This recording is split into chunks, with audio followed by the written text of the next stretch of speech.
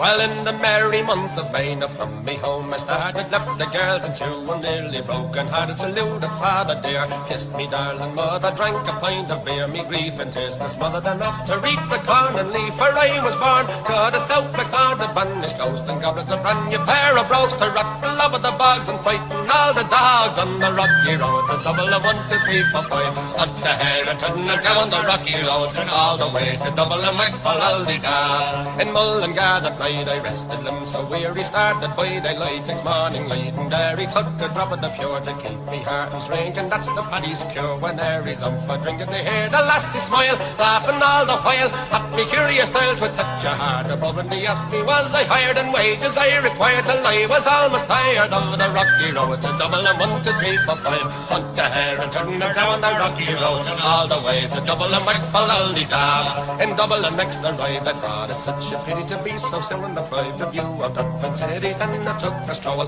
all among the quality bundle, it was stowel in a neat locality. Something crossed me mind when I looked behind, no bundle could I find upon me stick. Go on and inquiring after the rogue, sat me Connors brogue, it wasn't much in vogue on the rocky road, to double and 1, 2, 3, 4, 5, hunt the hair and turn them down the rocky road, and all the ways to double and McFallaldy-da. From there I got away, me spirits never failing, landed on the quay just as the ship was sailing. Captain at me road said that no room had he. When I jumped aboard a cab and found for Paddy, down among the pigs, did some hearty rigs and played some hearty jigs. The water round me bubbling when I fully had, I wished myself was dead or better far instead. On the rocky road to double and 1, 2, 3, 4, 5, up there and turn down the rocky road, and all the ways to double and McFallaldy-da. The boys of Liverpool, when we safely landed, called myself the fool. I could no longer stand it, blood began to boil. Temper I was new as and poured all there in Zyle. They began abusing Harami, so well says I'm a shillelagh, I'll apply. Galway boys were by, and so I was a howling with the low hooray, the giant in the affray, quickly clear the way for the rocky road, to double and 1, 2, 3, 4, 5, hunt the hair and turn her down the rocky road, and all the ways to double and McFallaldy-da.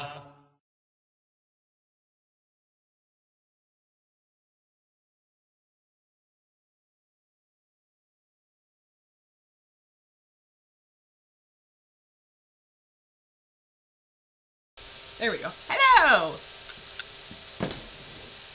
Hey, Bjorn. I'm eating toast. Sorry if you hate watching TCAP gaming. I'm still gonna eat on my streams. But Chris and I had a really good day, and we just got off work. And he has never actually sit down and watched To Catch a Predator. Like, he knows about Lorne, obviously, but he's never, like, sat down and watched an episode. We're not starting with Lorne's episode, just because I felt like that was too easy. And you already showed me that episode. Well, you've seen Lorne's part, but not the whole episode.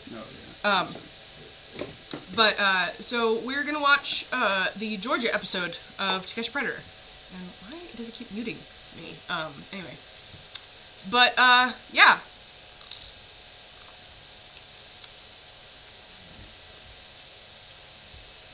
Hi, Pussy Destroyer.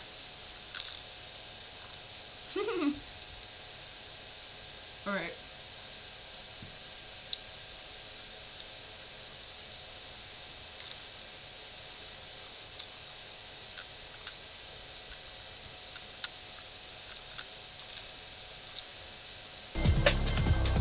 Got someone in the driveway. Someone in the driveway. The team inside Dateline's hidden camera house quickly moves into position. Coming up. Driveway. Battle stations. Battle stations. A man who made a date online for sex with a young girl has shown up earlier than expected. Our decoy, playing the part of a young girl, heads to the front door to wave the man in. I personally think she was the best decoy. Like, he's 32-year-old Christopher Xavier Cannon, here to meet a 15-year-old virgin. At least that's what he was told. Turns out he's a media director at his church, a volunteer position working with young teens, which makes his sexually explicit online chat all the more disturbing. Using the screen name Xavier01, he asks the girl if she's ever had an orgasm. The decoy says, "I don't think so," and Xavier01 says, "Good." Then he asks her, Do you want to be on top or bottom? I'm not sure. Which is better? We'll have to see where you fit best, if you know what I mean. Oh, I see. I think I know. Or we can do doggy style. I don't remember ever hearing the. Sorry if I don't put person this stuff reading in the decoy washer right sounding so away. horny. It's wrinkles, but Hang on, I made some loser. sweet tea, so just make yourself a glass. Can I use your restroom? Why don't you have a seat real quick? Oh, okay, I know what this is. I know what this was. I just went to test it, that's all. Okay, no, sir. Thanks. I never know. What do you think it was? Nothing. He heads out the door, right into the He arms said, of the just Harris wanted to County test Sheriff's it. Department. I knew what this was, and then ran out of the house. He's getting us quizzed. I know what it was. I know what it was. As our investigation continues here in rural Georgia, it becomes clear there are plenty of other men who seem to know about our investigations, but show up anyway. I'm Tony, I work with the sheriff's office, and this is Teresa. But sheriff's investigators like Tony Knotts and a Secret Service agent disguised because of her undercover work have others to question. Basically, you've been caught in a sting operation. Of course, that's why you're in handcuffs. Christopher Cannon is the 32-year-old volunteer church director who mentions several sexual positions he'd like to try with a girl posing as a 15-year-old. He's the one who ran as soon as he saw me. Oh, Why don't you have a seat real quick? okay, I know what this is. No, please, I need you. Yeah, I know what this was. I just went to test it, that's all. Okay. But that's not what he tells investigators. It's funny. When I started something a few months ago, or whatever. You show up in the middle of it. Yes, I'm like, that is so sick. Why did I do this? The investigator reminds him he'd been chatting online with the decoy for more than a week. Many times, the chat turned sexual. He was like, I was just focused on like how much he was changing his voice. He was like, yeah. but yeah, Marvin, you're naked. But yeah, he is sitting there talking to the cop, and he's like, I saw this on TV a few months ago and thought, how could guys do that? That's so sick. What am I doing here? Like, Fucking he had some Lisa, kind of epiphany about pedophilia being bad. Lisa, Like, if she got caught on TCAP. oh God. I mean, just playing around with her, but my intention wasn't to do it. I didn't want to reject it. But you drove 115 miles. I know it. I kept saying to myself, I don't want to go to prison, Mr. what are you doing? What are you doing? Turn around, turn around. Trust me, I wanted to turn around. Help me understand, because I'm kind of lost when you say that you didn't want to come, but you're here. Part of me was like, they were just turn around. And part of me was like, it's the first weekend you had to yourself. Just go out there, hang out a little bit. Don't do anything silly. Well, why would you even have a sexual conversation with a 15-year-old? I really tried to avoid her when I first met her. Every time I get online, she initiate the conversation. You said you didn't initiate the conversation, but actually did. She never talked to you. You said hello, Natalie, because you saw her in a chat room. Yeah. And how are you doing today? That was the first initiation on your part. Just chatting. You asked her if she's horny now, and then you asked her if she's wet now. Why would you care if a 15-year-old is wet? Stupidity. I mean, I don't know why. When you tell her you'll be gentle, what are you referring to when you're talking about being gentle? Just being with her. Nothing sexually touching her and all that. Chris, we've been doing this too long. Yeah, just... I understand. Y'all go through this. I just saw you did sign the cross, so I know you're probably a religious man. I'm about to... And you would probably feel better if you... If it never happened. Yeah, never happened.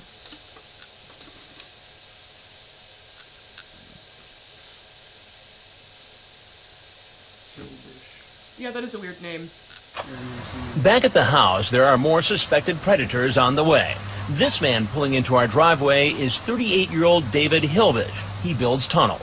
In the chat, he had mentions molesting another 15-year-old. He's been chatting with a decoy pretending to be 14. He says he'd rather not come to her home. He'd like to take her to a hotel. Emily, wave him in. Here he comes. Good job. Good job. We got him coming. Online, using the screen name Tunnels 12,000, he tells the decoy named Tracy in Excess this isn't his first time meeting a teen on the internet. I did it with a 15-year-old before, and I came real close to getting caught. I didn't have sex with her, everything but. He later says he was questioned by detectives, but never charged. Now, he wants to have sex with Tracy. I want all of you, Tracy, in every way. You show me, okay? Hey! Come on in! I made you some sweet tea. Well, I just gotta throw this in the dryer real quick or everything's gonna get wrinkled. Hey, this will only take a second. I'm sorry you couldn't bring your bike. I would have loved to see it. Should have a seat right over there, please. How you doing? No. Good. When I confront the 38-year-old, his memory seems a bit foggy. And so you were chatting with a girl named Tracy. Right. And how old is Tracy? I don't have no idea. The problem for you, David, is that I have the chat right here. How old are you again? Not sure if I read that right. 14. She says she's 14 right here, right? I guess so. So what you said before was not true. Okay. Have you ever done this before? No. Have you ever been with an underage girl before? No, not sexually, no. I did it with a 15-year-old before, and I came real close to being caught. We stay out all night and fall asleep in my truck. I didn't break the law, but I knew of, and the police officer told me that. Can you imagine that? I don't know like what the law a fucking is, but he didn't. He like, questioned me. You hire one of the decoys from To Catch a Predator to just come over and do your laundry for you. Went back home that night, and he called me Monday. When I read him some of what he wrote in his chat log, he first tries to blame the girl. I would do it in a minute with you, hoping I would stay out of jail. You ask her if she likes oral sex. She asked me several things also. Does that make it right? Okay. No. Does he not look like he could be related to Lorne, this guy? His weird, like, pulled, plasticky face. We know the Armstrongs are capable of growing mustaches. Baseball cap. Like, she asked me things also. Like, is that... I think we found a cousin of Lorne's. She invited me here. So because a 14-year-old girl invites you to come over, it's okay for her? Right, it's wrong. I admit I'm wrong. Why did you do it? There is no reason. Like, that guy looks like Lorne, doesn't he? Like, that could be a Lorne cousin. He's got a weird mouth and really sunken in eyes and stick out ears. I think we have a Lorne double. I'd want to stay all night. Did you bring any alcohol with you? Yeah. Yeah. And what did you bring exactly? Exactly what she asked. When I ask him what his plan was here tonight, he says he's not really Exactly sure. what she If asked. this 14-year-old girl was willing to have Wild sex thing with to you, say. would you have had sex with her? I can't say for sure. I never did with that other girl. And that's the reason why. I'll have to look That's the reason why. She was up the underage. Discord again to see a picture. Aren't there any girls or women of legal age that you can date? I mean, I have a fiance. Huh? I have a fiance. You have a fiance. And how do you suppose this is going to play when she finds out about this? It's not going to play at all. Now it's time to tell Tunnels 12,000 what he's walked into. I need to tell you that I'm Chris Hansen with Dateline NBC, and we're doing a story on adults who meet teens online and then try to meet them in person for sex. If there's anything else you want to tell us about the situation, I can understand why y'all legally been able to do this. at night. we can. Don't worry about why. Then he says he'd like to say something more. I just need to stay off the internet, maybe. He says he's not a predator. He's a lonely man raising 2 children alone Hey. who uses the internet to meet women. A That predator makes is it somebody worse. that constantly does If you that. have 2 I don't children. do that. I would prefer to have someone my age that would prefer to have me. But if some female makes an offer to you and you're lonely already, it's tempting for a person. What made this so tempting for you? Being lonely. Anything else you'd like to tell us? No. Are y'all going to get me arrested when I leave? Had he seen our previous reports, he would know exactly what's going to happen next. Sheriff's office, get on the ground! Get on the ground now! Get out! Get out! Get on the ground! Lay down! Lay down! He was the fat one in the fucking knockoff Undertaker outfit, right? That was Vincent Ambrosio? I got an update on Scooby-Doo's car. He's going to be in an orange Ford Explorer. On this stormy summer night, on a winding country road, a potential sex predator slowly approaches a house where he believes a child is waiting for him. He's driven a long way for this meeting, almost 2 hours. There he is, there he is. But the driver won't find a young girl inside. Instead, a Dateline investigative team awaits his arrival. All right, he's coming in. Why is this man making such a long trip in the dead of night? perhaps because he believes a 15-year-old girl is alone inside, ready to have sex with him. Open the door and call him. He's coming. But his journey didn't begin today. It began more than a week earlier when he entered a Yahoo Georgia chat room and decided to hit on a decoy, an adult posing as a 15-year-old. It didn't take long for the 23-year-old, screen named Scooby-Doo ATL01, to steer the chat towards sex. He asked all kinds of sexual questions, like, what positions have you tried? You like doggy? The decoy says, I never did doggy before. And Scooby-Doo says, well, if we ever have sex, I'll introduce it to you. But I switch positions a lot, so you're bound to learn a few new tricks. Now, the man with the bag of tricks is walking in our house. We hired a very young-looking 19-year-old to play the part of the girl. Hey! Hey. Took you a while to get here. Yeah, well, someone can't get good directions of where they live. I was taking stuff out of the dryer. It'll take a second. I made you some sweet tea. I have to do something to keep you awake. You can see, I just had to finish taking the stuff out. You'd never guess, by the way this man confidently walks into our house, that he's seen Dateline's investigations into internet sex predators before, and he's still willing to risk being exposed on national television. You have a hard time finding the place, or? Yeah, man. You got lost, huh? Yeah, who are you? Who are you? I'm Dennis. In our latest hidden camera operation, this time in... That one's bold to me. To confidently walk into a house where you were about to molest a child, see a grown man instead, and keep walking and go, yeah, who are you?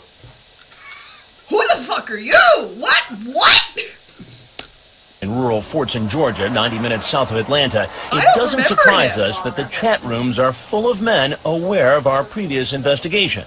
Men who want to have sex with a minor, but are concerned they might be caught on tape. It's actually been referenced by name at this point. Did you ever see To Catch a Predator? Do you think that this is a deterrent in some ways for people coming over? I mean, they're not coming over because they're afraid that it's media. Del Harvey, her screen name, is a member of Perverted Justice, the online watchdog group dedicated to catching internet sex predators. It's just a matter of getting him in the door. Dateline paid Perverted Justice a consultant's fee to do what it usually does, go into chat rooms posing as 13 to 15-year-olds home alone. You hear how they admit right in the episode that they are paid consultants? But Lorne says that his entire charge should be thrown away because they got $100,000 an episode, or whatever the fuck he says over and over again to Casey and Jamie. Like, it wasn't some secret scheme. They say in the episodes that these are paid consultants. Like, it's not a gotcha that Lorne thinks it is. Interested in sex. Some decoys pretend to be eager about sex. That's because experts we've spoken to say young teens are often curious, even precocious, when it comes to chatting online about sex without knowing the potential lifelong repercussions of being molested by an adult. Which, the fucking thing that pisses me off about that, too, is anybody who, comes into the community and tries to talk shit about how, like, it's entrapment because... Like, it just... Yeah, it's not entrapment. Yeah, but that's a legitimate argument that some of the predators have tried to use to, like, get out of their charge. And then people, like, will come into the community and be like, well, this isn't even legal, blah, blah, blah, blah. Yeah, exactly. Like Lauren says, they took advantage of vulnerable pedophiles. Yeah, exactly. Oh my god. Exactly. Is that really what he said? Yes. That's a direct quote. Not pedophiles. He doesn't call himself a pedophile, but he literally says, guys like me that were vulnerable. Like, it's fucking ludicrous. It's absolutely insane. But I just, like, that part right there, like, the fact that people really try to claim that this is entrapment, like, if the decoy was, like, reciprocating the sexual advance given to them by an adult, it's still a crime. Like, the she wanted it does not mean that you have consent because it's a child. Like, I really hate how many people don't grasp that concept of why pedophilia is a crime. Like, it blows my mind. But I don't know if anybody's in chat. While it's encouraging to hear our investigations have scared off some potential child molesters, others, like Scooby-Doo ATL-01, obviously didn't get the message. His real name is Dennis Colson, a construction worker from Atlanta. He says he's here to meet a girl named Izzy. And how old is she? She told me she was 18. So that'd be cool then, because she's of legal age. No, I wasn't going to do anything. The problem with that, though, is that I have the transcript of your online chat. Okay. So you want to start again and tell the story from the top? Yeah. Okay. The story is 15. And what did you guys talk about? Just a lot of different things that we shouldn't be talking about. Give me an example. Ask her if she was a virgin. If she was a virgin? Yes, sir. And why would you ask that question of a 15-year-old? I really did not have, I don't know, I'm sorry, I apologize. But I really did not have any plans to do anything tonight. Did you bring condoms? No, sir, I have condoms in my car. You had, well, then, so you did bring condoms? Yes, but yeah, come on. I mean, I have it for safety, but I mean, that's just hanging out. I wasn't going to do it. I seriously swear. So I was not going to do anything. But you talk about jail. I know. You can't go to jail for not doing anything. When I start to read some of his chat log, he gets up and starts pacing. What positions have you tried? Oh, God, I'm an idiot. Oh, it was this guy. I completely forgot about that. How to ride? You like doggy? And then you ask. Oh, God, stop. Okay. Just one more. You say, you ask if you delete all those IMs when you're done. I'd hate to have your... The thing is, it sounds insane, but I feel like this is the most average, underplayed reaction to this of, like, anybody. You know what I mean? I don't know. There's something so, like, he's reacting the same way that someone would react if, like, you know, you were out at a bar waiting to meet your best friend's new girlfriend and you hit on her at the bar before you knew who she was. Like, oh God, I'm in it. That's the kind of reaction he's having to being caught trying to fuck a child. That seems too average a reaction. Do you know what I mean? Like... Your mom get nosy. Now it's time to tell him something he already knows. Have you ever seen the program Dateline NBC? Yes, I probably have. I don't know. Oh, my God.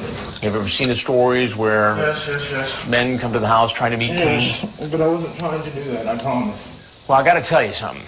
I'm Chris Hansen with Dateline NBC, and we're doing a story on guys, men trying to meet teens on the internet. If it's stupid, I'm a stupid man. That's I don't like it.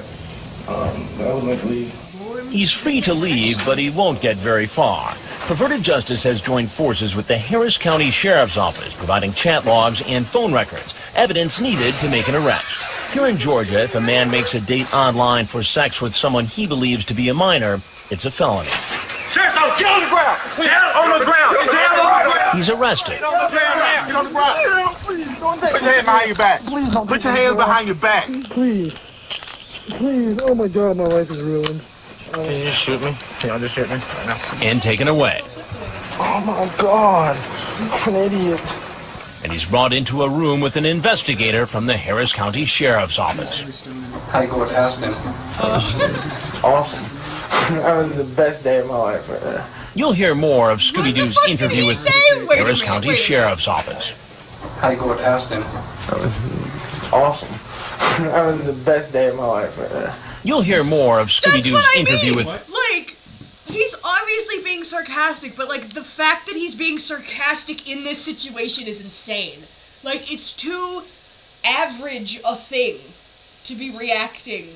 Like, you know what I mean? Like, he's doing it the same way that, like, you know, finding out that you lost your job and somebody's like, how you doing? And you're pissed off and you're like, awesome, best day of my life. Yeah. That's for something like that. Like, something bad, but not, like, not an, like, incomparable evil thing to do. Right. Like, I don't know. It's like so he was bizarre. mad that he was getting called out on it. Yes! He responded by being sarcastic because he's too Police later. Yeah! I should have said any of that. It was stupid. I'm a stupid man. After Dateline confronts a potential sex offender here in rural Fortson, Georgia... Free leave. Free leave. What's going to happen? Down on the ground! Get down on the ground! Law enforcement, working with the online watchdog group Perverted Justice, steps in. Put your hands behind your back. Even the U.S. Marshals and Secret Service are involved. Remember Scooby-Doo ATL-01, 23-year-old Dennis Colson? He made plans to teach new sex tricks to a girl he was told was 15. Oh my God, I'm a idiot. After he's arrested, he's put in an unmarked car and to teach new sex tricks to a girl he was told was 15. Oh my God, I'm a What the fuck is that hairline? It looks like South America. It looks like somebody's dick. It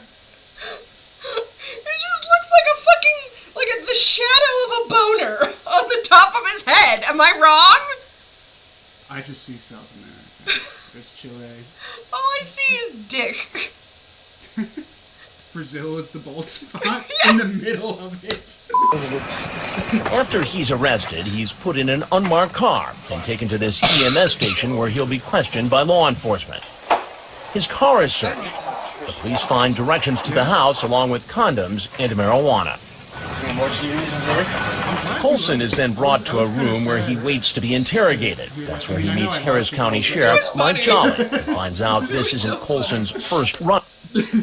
For context, I found hard Mountain Dew Code Red at the gas station, and I had to get one because I am a Code Red fiend. It's like my favorite soda, and I didn't know that I knew they did like spiked Mountain Dew, but I thought it was only like Baja Blast and the normal one. I didn't know they had this. And I took my first sip, and I looked at Chris, and I literally was like, it's not good! And we both started laughing before I could finish my actual thought, which was, it's not good, but I like it anyway, is what I wanted to say, but I just paused for a little too long after, it's not good! But now I've come back around to it, and it's actually like, okay again. Run-in with the law. I might get out of jail free card. There's no get out of jail free card. No, but from my parents, what I'm saying. Oh, you've already used it one now? I used it one, no, I'm done now, especially with this. What, is he like hammered? I don't know if Is he he's on hammered or like benzos? freaking out to try, like, because that's something that a lot of, I feel like the Predators have done in the past, is, like, when they get caught, they try to act crazy to, like, plead insanity for it later. Yeah, like the Son of Sam guy. Yeah. Yeah. Polynomial, do you remember, when you could only get, Baja Blast at Taco Bell back in the day? Because there was another Mountain Dew Blast flavor that was a Taco Bell exclusive for a long time, and that was my favorite Mountain Dew. It was called Sangria Blast, and it was outstanding. Like this, but better. And it was I literally would go to Taco Bell just to get it when I had cravings. But, yeah, so you know what I'm talking about. When they fucking took it from literally both the store, because then you could buy it, like, for a while you could buy it, in 12-pack cans. That was when they first, like, released Baja Blast, like, just to be a general flavor. And then it's just gone, and they never bring it back. Cause I don't fuck around with all of the weird seasonal Mountain Dew flavors that have come out. Like, I'm so fucking old school that I remember when Code Red was the new Mountain Dew flavor. Like, I'm old. But, they've never re-released it, as far as I've seen, cause I would get it in a heartbeat. What you been picked up for? Let's just not talk about it. Well, we're gonna find out. Turns out Scooby-Doo has had several prior charges. Colson, he had 4 prior charges, from theft to simple battery, simple assault. Some of these are aggravated type crimes. But he was never convicted. Tonight, he'll have 4 more charges added to the list. Enticing a child for indecent purposes, obscene internet contact, criminal attempted child molestation, and possession of marijuana. One charge was later dropped. Drop the lead charge! Scooby-Doo is brought into the interrogation room. Be concerned about the pedophilia! Investigators read Colson his rights. I have to advise you that you, one, have the right to remain silent. And start asking him questions. What screen name do you use since the 14th of July? Investigator Gary Lewis shows the 23-year-old a copy of the chat he had with a decoy playing a 15-year-old. Yeah, there's a lot of explicit there that I definitely shouldn't have said. Yeah. Let's not read that. Saw that. Just not read it. I never should have said any of that. Less than 5 minutes after y'all were communicating, she relayed to you that she was 15 years old. I'm curious as to why you continued the conversation. I'm retarded. You're retarded. I'm retarded. I was bored as and I was just looking at conversation, and I was conversating. I'm not trying to clear it up. It's wrong. It's wrong. It's wrong. I mean, why would you ask a 15-year-old girl? Oh, he might have been playing with a pen. If she's still a virgin. Like, it really looked like he was like, I think we should go ahead and stop. what are you here for? Scooby-Doo ends the interview pretty quickly. This dude's just like freaking out in front of him. And he's just like, Literally, okay. like, I'm gonna hang now. Hang on. Get on the ground! Get down on the ground! Get on the ground! Please, don't Put your hand behind your back. As law enforcement arrests one son. This is the true impact of a fucking old school internet meme. The "Don't Tase Me, Bro" video from back in the day. I remember that. Was from this era, and it became such a meme saying that like multiple. That was from TCAP? No, but the original one was so popular at the time that guys caught on TCAP say it when they're getting arrested, because that was when people like became colloquially aware that the police have tasers. Like that's fucking nuts. Yeah. There is a really, I don't think it's in this episode. No, because it's the same episode as the one. That's the Kentucky episode. There is this one dude, Michael Patterson, who gets caught, and he claims to be a cop.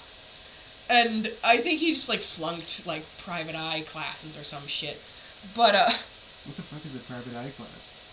It, you know, like the when somebody goes missing, you can hire a PI.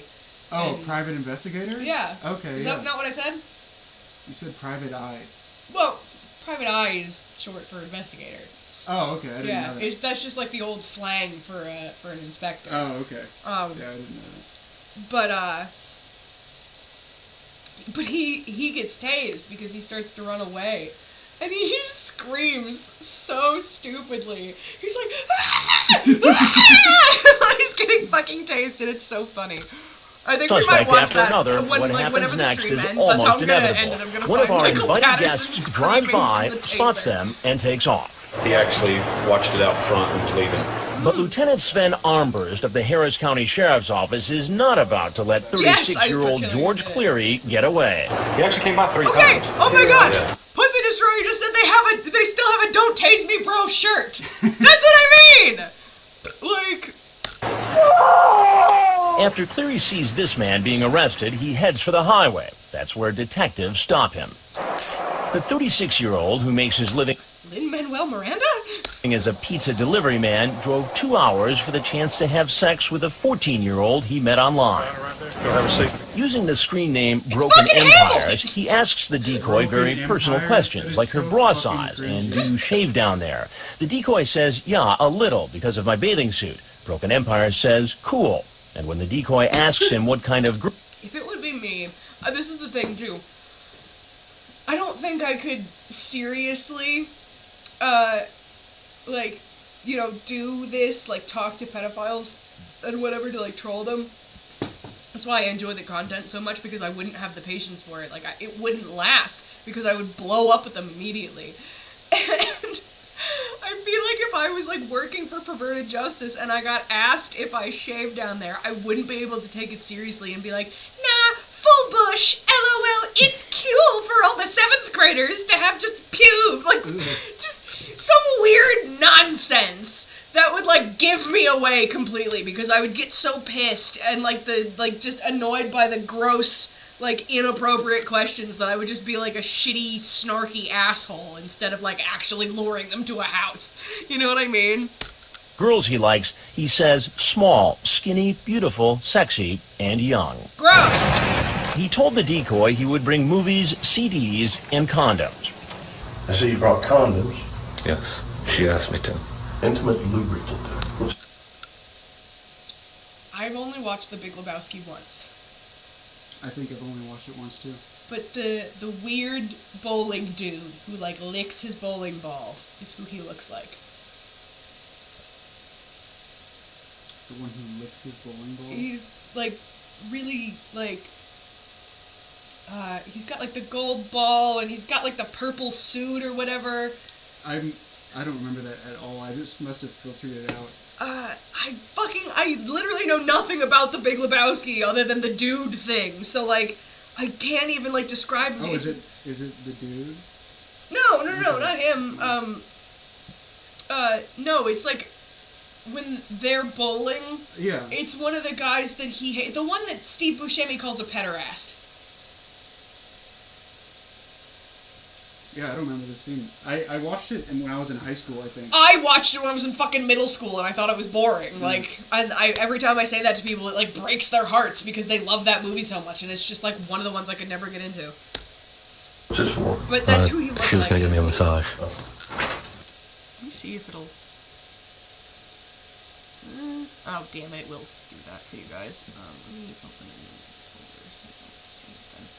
Dell's going to go out and try and get him. He's looking for a black female, so we're trying to pull this up. Meet 43-year-old James Klein, a married man with 3 children.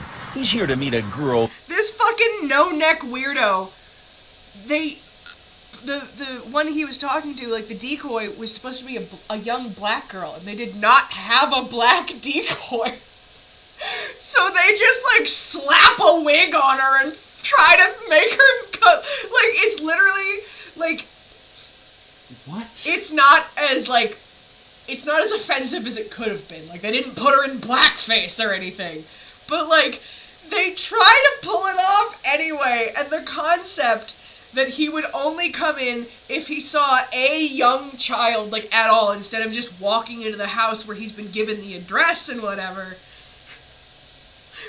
It's... The idea is the same as, like, waving a carrot in front of a horse to be like, come on, come inside. Yeah. You know what I mean? Yeah. Who told him she was 15. Yeah. Online, he calls himself Hold You Closer 2003. He asks the girl if she's ever experienced oral sex. The decoy tells him no. And he says, I can tell you one thing, my tongue would be all over you. Your mouth, your nipples, down between your legs too. That's okay. Now, Hold You Closer 2003 is walking in our house. This man is... Is he in sandals? I don't know, but he's built like one of the fucking SpongeBob background fish. You know what I mean? Yeah. Yeah, just an oval. I thought you had blonde skin! Ice Truck Killer! I hate you! Oh my... I keep calling you Ice Truck Killer instead of Ice Truck Thriller, sorry. But oh my god, that really got me. Holy shit, that was funny. I got through my laundry, but I made you tea. Oh, thank you. You're welcome. How you doing? Use Pretty good. Dell? Have a seat right over there. Did you find the place okay?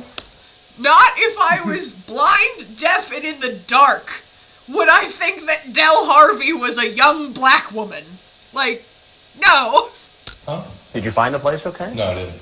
It took you a while. Huh? Did you get lost? What are you talking about? Why are you here tonight? I don't know what you're talking about. You don't know what I'm talking This is my favorite. He literally just sits there and pretends he doesn't understand what's going on.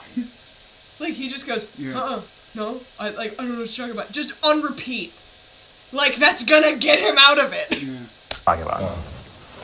He may be able to run away from us, but because I also Georgia love the authorities... fucking, like, sitcom I'm disappointed in my son head shake as he walks away. He's like, as he gets up. Police believe his chat log showed intent to have sex with a minor. He's arrested. Get on the ground! Get on the ground! Get on the ground! She opened the door and said, come on in. Another man who probably wishes it never happened was someone who also ran from us. More questions for you, sir.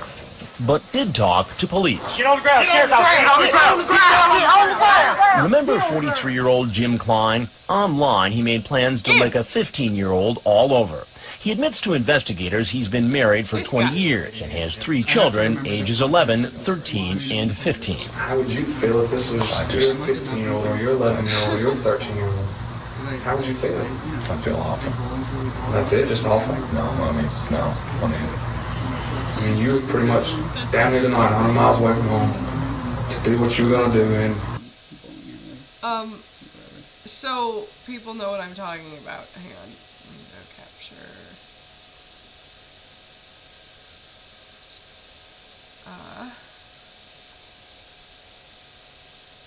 Oh, I can't. Fuck, it won't let me switch over. Hang on. Copy. Boop. Paste. Okay, so the guy before that I was talking about, this is the guy from The Big Lebowski I was trying to say.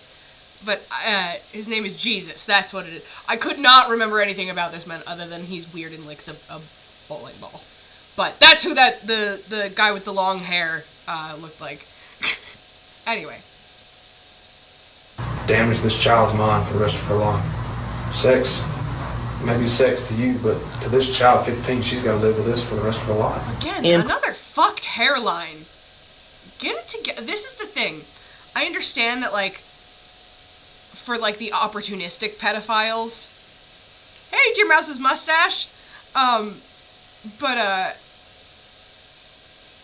Like, you know, the opportunistic pedophiles are just kind of, like, taking what they can get in general. Like, they're gross and predatory, like, regardless, because they're so, like, undesirable that they can't even get laid by, like, normal women, you know?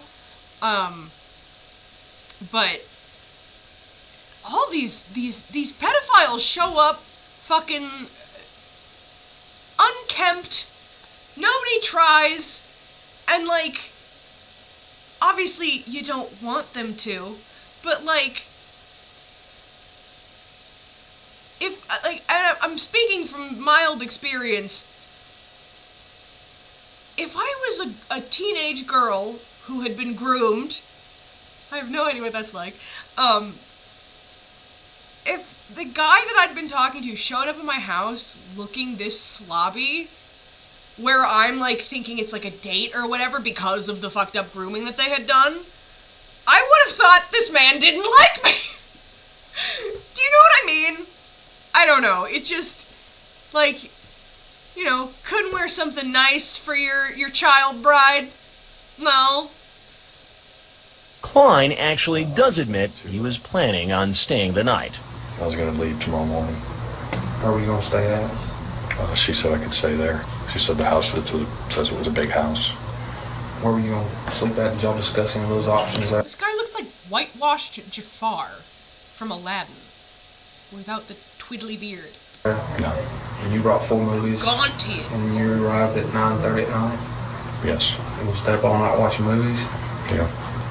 I mean, you know, if she wanted to watch all 4, we would have watched all 4. Would you have done anything else if she wanted to do anything else? I brought the Lord of the Rings extended trilogy. If she wanted to watch it all, we were going to watch it all. That would have been over 10 no, but if she wanted to watch it all, we were going to watch it all. See, this is the thing, Ice Truck Thriller. The thing that I find the most insane about any of these men falling for this is, how do you understand teenage girls so little that you don't think their vanity would be a large factor in whether or not that would work out for you? Do you know what I mean? Like, if I looked like that, you know, and I suddenly was talking online with a young girl who's I'd never seen in person, so I couldn't verify that they were real yet.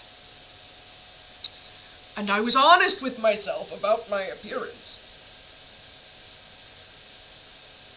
I would know that this must be some kind of joke at the very least, and, like, not think it's a real teenager, because I would have looked like that.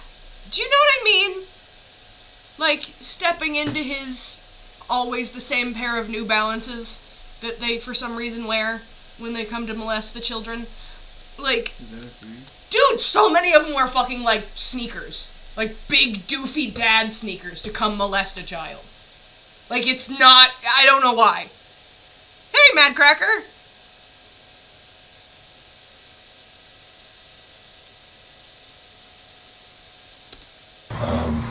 It was talked about. Klein says he had 2 glasses of wine before he started chatting online, and it clouded his judgment. His chin doesn't even have a shadow.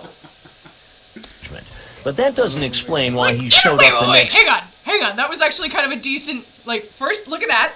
Like, his chin, it just juts in. But also... chatting online, and it clouded his judgment. But that does... There! Look at that fucking weak-ass chin! Look at it! Look at it! It's like fucking... It's ridiculous! Look, he looks like a mountain range. What the fuck is this? You think some fucking vain, newly aware of their own body teenage girl who wants to be, like, popular and hot is gonna want that? I feel like it was more obvious in the earlier picture, but I also have horrible vision, so... Doesn't explain well, why this is also, like... basically looks like a shadow to me. Well, that's what I mean. That's his profile. That's, like, his whole body from the silhouette. Yuck! He showed up the next day, apparently stone cold sober. I was seriously considering not even coming down here, and I was just saying, I just don't feel comfortable about this. I don't feel good about it. You still would have committed the crime already if you didn't show up.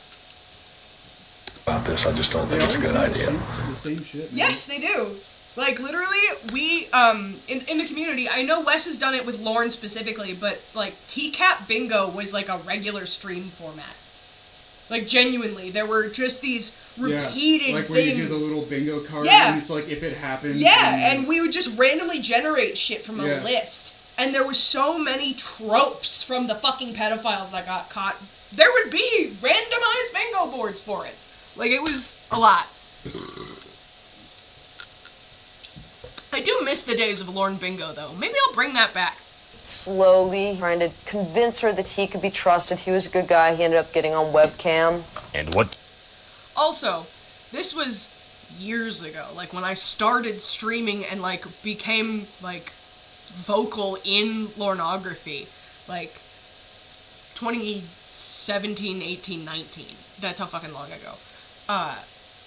There was a stream that I did where, as a, like, with the chat's help and whatever, we were writing a Lorne parody song to Tiny Dancer about him and Kayla. And I would love to find that and finish it. And then, like, earnestly make a fucking video, like, singing the whole parody. I would fucking do that if we finished it. Because I think it would be very funny. But yeah.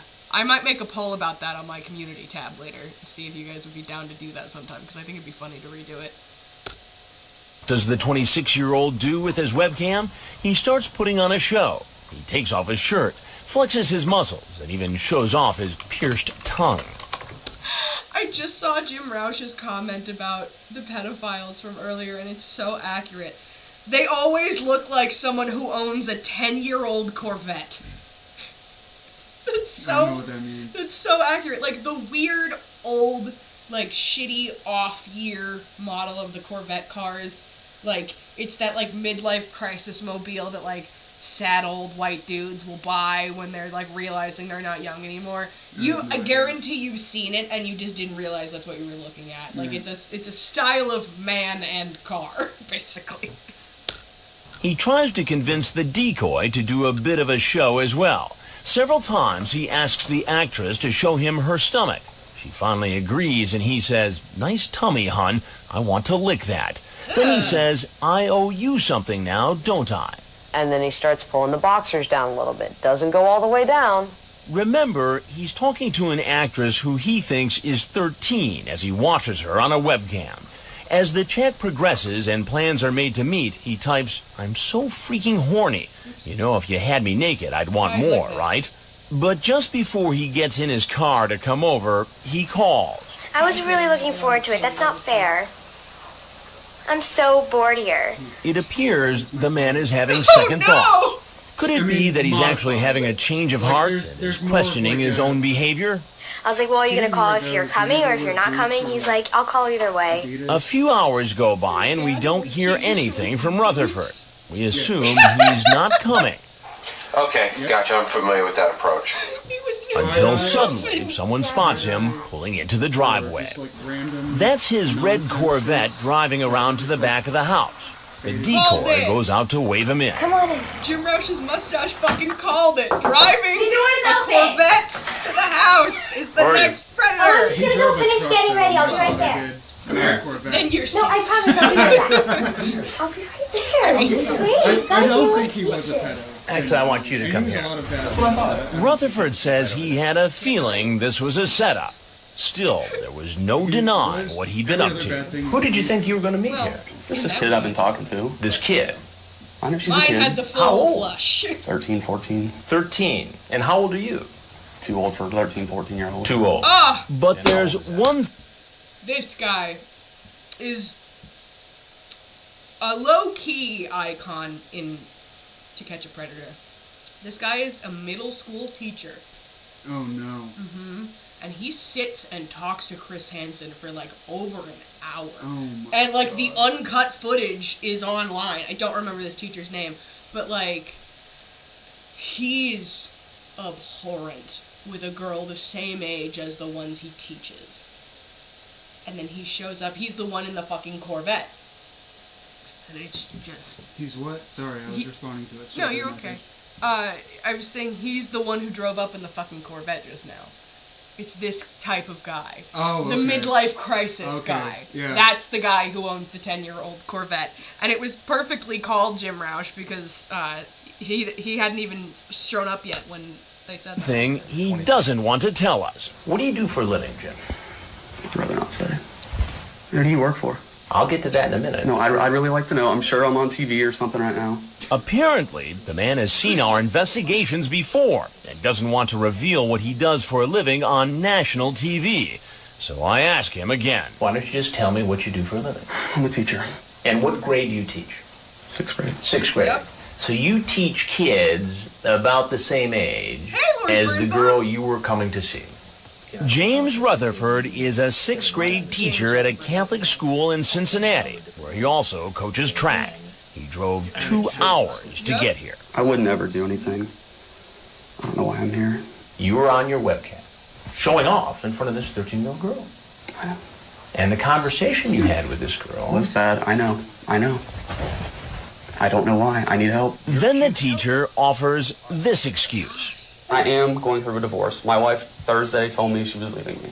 Yeah, but that doesn't make it right for you to have this kind of discussion. And I shouldn't have. The teacher admits he's chatted with Wife probably underage sniffed kids out what a before weirdo you and are. was worried that it had become a problem for him. A serious problem that was getting worse. I've thought about this a lot for years. Maybe I should just stop. Oh, perfect. Maybe I should get counseling.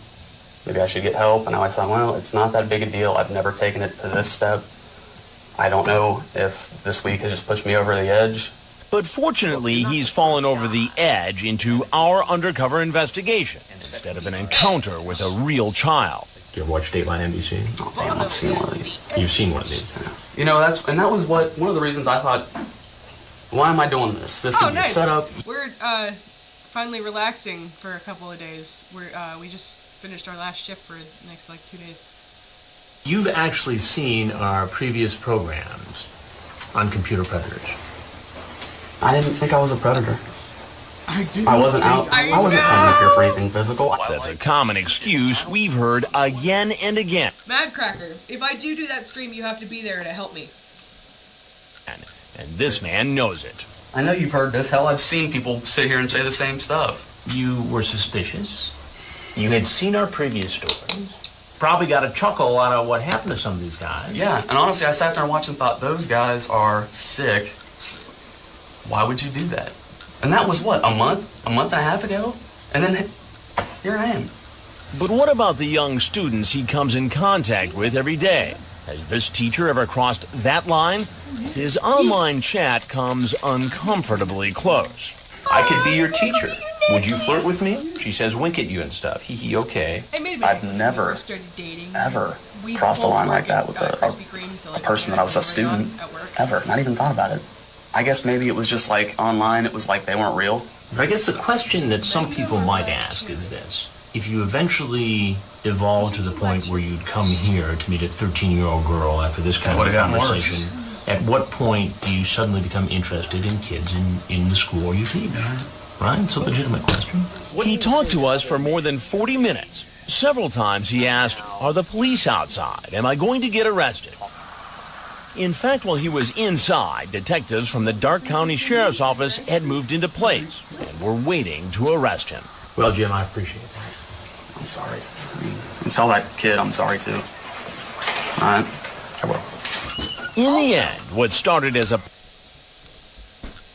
insane thing to say. If Lorne wants to act like he was always so horrified by what he did, even now today, why didn't he apologize right then and there like this pedo did? He literally, before he leaves the house, says, tell that kid I'm sorry too, because the decoy fooled him into thinking there was actually a child in the house. Why could he think to say that if he actually even had like a morsel of regret in his soul? But Lorne couldn't, and he swears up and down he didn't even want to go. Weird, that! Possible meeting with a child ends in an encounter with police. Sheriff's Department, stop, put your hands on your head. Okay. I know I keep pausing it, I'm sorry. Why did that cop walk out from behind the fucking, like, wall, like, frame jutting, whatever that stony part is? Why did he come out like the little cousin who is too impatient to actually play hide and seek even though they're the one who demanded to play? Like, walks right up to the person who's supposed to be it, and they're like, you couldn't find me, and like walks away. In which I'm sorry. In the end, what started as a possible meeting with a child ends in an encounter with police. Sheriff's Department, stop, put your hands on your head. Sheriff's Department. In which he confesses even more during interrogation. You violated the You law. have a problem. Obviously. And you've admitted that, okay? That you have talked to minors before, 13 years of age. Do you masturbate while you're doing this? Sometimes. Okay. I have, yeah. So you're so driven by this, okay? But sir, and it's not like okay, it's. just listen to me. Well, no, I think I feel like I should at least tell you. It's not like it's. I go on there specifically looking for little kids. Tuck your head. That does not earn you any deniability. That's another thing too. The way that they somehow think it's better that they don't go after little kids specifically. So, you saw adult women in these chat rooms and online and whatever, and then you decided to go for the child anyway? Like, did they not hear how that's not a better excuse? Do you know, like, you know what I mean? It just, like, well, you know, if it helps, I walked outside presented with the entire female population of wherever I'm from, and wherever the sites I'm going online happen to be, but the child is the one that caught my eye. Okay? Not better! Regardless of his explanation, the teacher is transported just like all the other men to the county jail, where he's photographed, Turn to your right. fingerprinted, strip searched, and thrown in jail. From his jail cell, he calls his employer. He resigned that position yesterday in order to spare his students and... What happens to him next is in the court's hands. I don't think it's sparing the students if you've already been teaching them, but, you know, whatever. Yeah, slowing down, pulling in the driveway. Emily, you ready? Yeah, I'm ready to go. Here comes Need a Friend to Talk to 2005. He drove 4 hours to get here. All right, go ahead and open the door. Hey, Hey, come on in. Okay. It's raining outside, so I'll meet you in. I just gotta throw this in the dryer real quick. Need a friend to talk to is really 25-year-old John Adam Daniels, a carpenter. He thinks he's here to meet a 13-year-old virgin named Nina. Online, he asks her if she wants to try anal sex and if he can perform oral sex on her. After the decoy agrees, she tells him she's home alone, and he asks to spend the night. He's come prepared. He's brought his overnight bag, it looks like. Sorry, I had to do laundry right away. I had to have something cute to wear tonight. Did you try some of my sweet tea? I see it. Let's see it. Sorry, I'm almost done. Okay, babe. Did you bring me anything? Yes, I did. What'd you bring me? I drinking some TCAP. This guy is an icon. I gotta pause it so Chris can finish what he's doing and really appreciate another icon of TCAP. Ugh. I'm just sharing that I'm live everywhere.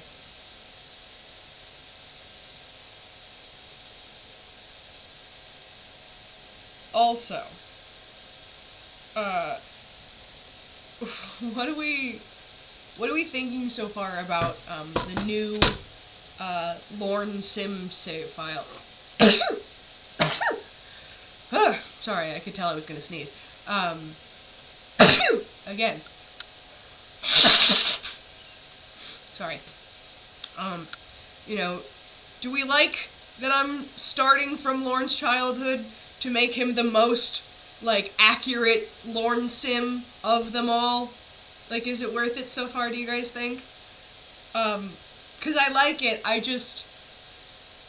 it feels like my autism doesn't like having, like, not having a full plan for something, so, like, it's a little weird for me to, like, feel out, like, the cycle of each, like, lifespan and stuff, you know, before it gets to be, like, too many streams of the same kind of content. Like, I don't want it to be boring. Like, I want to actually, like, play The Sims, like, for the first time, frankly, in a very long time. You know, like, there's new mechanics and shit that I haven't touched, because the two things I like doing the most in The Sims are building houses and making Sims. Like, my favorite thing is to challenge myself to try and make Sims that are the most accurate looking to the actual people as I can. It's like it's a weird art thing for me. It's like, since I don't actually do any, like, physical art anymore, it's like a way to, like, sculpt without sculpting. And it's really satisfying. But, yes, but I don't know, it's been fun. I don't want any, so the stages of life, for a Sim now are infant, toddler, child, teen, adult, young adult, adult, and elder. And right now, Lorne is a toddler. And I was thinking of maybe giving it, like, one more episode. Well, I say episodes. One more stream that he's a toddler before we age him up. But I know that the way that Sims personalities work now is, like, if you start them as a baby, the way that they interact and, like, the choices you make change the personality of the Sim as it grows up. Like, I actually think that's a really underrated part of, like, Sims thing, is, like, you know, if he ages up from a toddler to a child with, like, max skills for a toddler, like, he already has, like, you know, some abilities and stuff later on, and, like, child Sims who, like, play, like, doctor with their toys, if the Sim becomes a doctor later in life, like, they get a moodlet from that, you know what I mean? Like, it's like a memory thing. I like the way that it all goes now, so I want Lorne to be as, like, accurately horrible as we can make him. Like, we're reparenting him, but, you know, making him exactly who he already is. But yeah, so, I don't know. I'm sorry, I got distracted because it sounded like my neighbor came home, but she's out of town right now.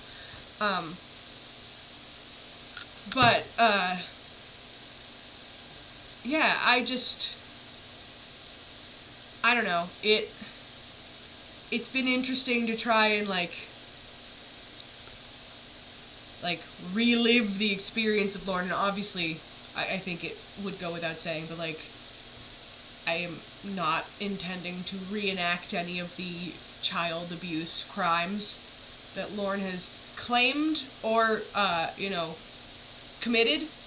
So that part's not happening. But everything else is, Lauren's still gonna be a weirdo. I'm just not about to like actually play a pedophile in The Sims, So, like, the characters will be there and interact, and by virtue of it being Lauren, it's wrong. But like, we're not actually watching any crimes get committed on my channel, other than like domestic abuse and murder, because I have the mod for violence, so we can watch Lauren get the shit beat out of him whenever we want. But I just figured I'd state in case I hadn't. That part's not happening. Just the funny stuff. Which is most of his life. But I just looked at the automated closed caption. What did you bring me? I hate cats. Instead of, candy bar and some Kit Kats. You'd heard, I hate cats. That's really funny. Looks like you brought enough stuff to move in. Yes. Why don't you have a seat there? And like some of the others, need a friend to talk to appears to know what he's walked into.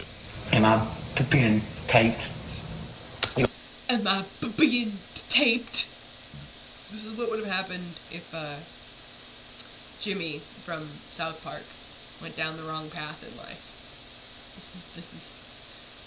This is the cruel fate of Jimmy from South Park. You are being taped. Oh, crap. Oh, crap. I'm not gonna be upbeat. Oh, Weston. Oh, That's not up to me. You admit right here that you could be in trouble. It's the only reason why it's funny is because he's a pedophile. There's two people that you can make fun of in this world with impunity. Pedophiles and fascists. That's it. Well, if anybody found out that a 25-year-old yes. was meeting a 13. Yes, sir. I thought it was a bad idea for me to be kin, so. But if you thought it was such a bad idea, why did you do it anyway? I know so. I mean, you started talking, and... Also, I know this is something that Mr. Gigi mentioned in one of his videos, that he calls him like an Aryan in a poop-colored turtleneck. What is with Chris Hansen and all these, like neutral, like, natural colors? Why does he look like all of his clothes were stained in, like, bog water? You know what I mean? And 45 minutes into the conversation, you say, have you ever seen a man's blank? Yes, yes, I'm sorry, sir. You ask what size bra she wears. Minutes later, you ask if she would like to move in with you. Yes, sir. What are you thinking here, Al? That, I feel like, is always one of the weirdest steps that sometimes they take, is like, come live with me, child. And like, I guess it's because I can't conceive of how that would be, like, I mean, I can in like the spoiled innocence horrific sense, but like, to try and like understand it as an adult that is not fucked up in that way, like, I can't conceive of what part of that would be appealing for you. You know what I mean?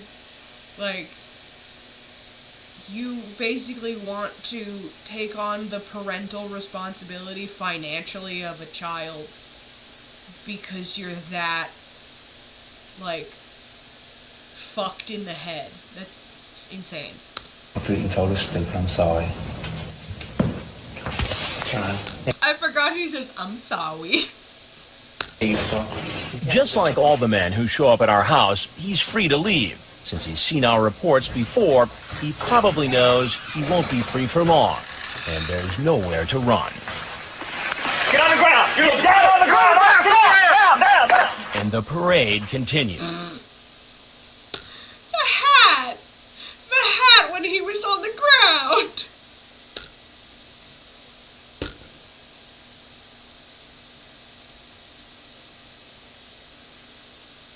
Unusual case. Here's a man who seems to be casing the house, afraid to pull in. After driving by several times, he finally makes his move and walks in the back door. Hello? Oh, I want to take my coat off. I'm sweating to death after I was freezing. Why don't you come on in and have a seat real quick? Okay. He's 33-year-old John France, a mechanical engineer. He's been chatting online with a Okay. Visually, he looks a little familiar, but I don't actually remember anything about this guy. decoy who says she's 14. Unlike all the men you've met so far, France, whose screen name is Oh my god! Can you look at this man for once? Yeah. I have not seen hair like that since 2004. He looks like that guy from Friends. Ross! He does look like Ross! No, he looks like a weird hybrid of Ross and Chandler, you're right. Because Ross is the one with the gross oily hair, but he has like Chandler's like facial shape. Oh, but Matthew Perry was a good guy and I'm sad that he died. But like... Which ones are Ross and Chandler? Ross is David Schwimmer. Dark hair, bigger nose, really skinny and tall. The old guy. I mean, they're all supposed to be the same age. They're all supposed to be in like their mid-20s. There was an old guy there, though. I remember seeing this shit. I know there was an old guy on the show. I had an ex who made me watch it. We're having a complete side tangent right now for this. What old guy do you remember in Friends? The tall dude who was like always sad and moping about his wife. That's Ross. He's the same age as all the other friends. Oh my god, he looks like he's fucking 40. He's like in his 60s now. No, I mean in the show. That's what I mean. The show like was filmed in the 90s. He was in his early 30s. They were all the same age? Yes. Oh my god. That's so mean. Holy David shit. Schwimmer is actually a very good actor. Like I have nothing against the guy. No. It's just I thought. No, I know. Like, I just want to say this because I've not gotten to talk about this with anybody ever, and of course, you know, fucking ADHD and autism are crossed right now, so you guys are all just trapped in my tangent. But the only like American true crime story thing that I watched was the OJ one, and he did David Schwimmer, who plays Ross. He did a really, really good job being Robert Kardashian in that. Like, he played all the emotions really well. He played like the struggle of like, maybe my friend is actually guilty. Well, like, he did a really good job. And and it's funny too because like I never thought I would say anything positive vaguely like in like tangential reach of like being about a Kardashian, but he's playing Kim Kardashian's father before he died, and he does it really well. Like, really well. It made me care about him a lot. It was actually very interesting to watch. But, people think what you said was funny. Which part? Where? That he looks, that Ross looks so old, but also him looking like the guy from Friends. But anyway, yeah, I just don't remember this guy at all, and he's so fucking ugly looking. Like, but this is... Yeah, I was thinking of a different guy. But Buckeye is... Oh, were you thinking of Gunther? With the white hair? No, I was thinking of the really stupid one. Joey? He would wear a leather jacket? Yeah, that's Joey. He was he was the stupid He looked one. like Joey, but like with a fucking like carrot top Kind of. hairstyle. Yes, you're right. Actually, so he just looks like all the male Friends characters morphed into one horrendous homunculus. My brain is mushing words together before I say them. like an ugly version of Joey. Yes. With an awful Yes. haircut. It looks like, you know, Joey fucking hit the bottle for 20 years. And if you look at Chandler in the early seasons, he had hair like this for a while. Chandler had really good hair and really bad hair. He was the only attractive one too, anyway. But very careful when it comes to talking about sex. When the decoy, Chicky Girl, asks, got any condoms? He says, what are those? Just kidding. This is one thing that bothers me. I was literally the same age as these decoys as these were being filmed. Like, I was a 12 and 13-year-old in 2007. Like, that was my era. And I don't fucking recognize a lot of the emoticons that Perverted Justice uses.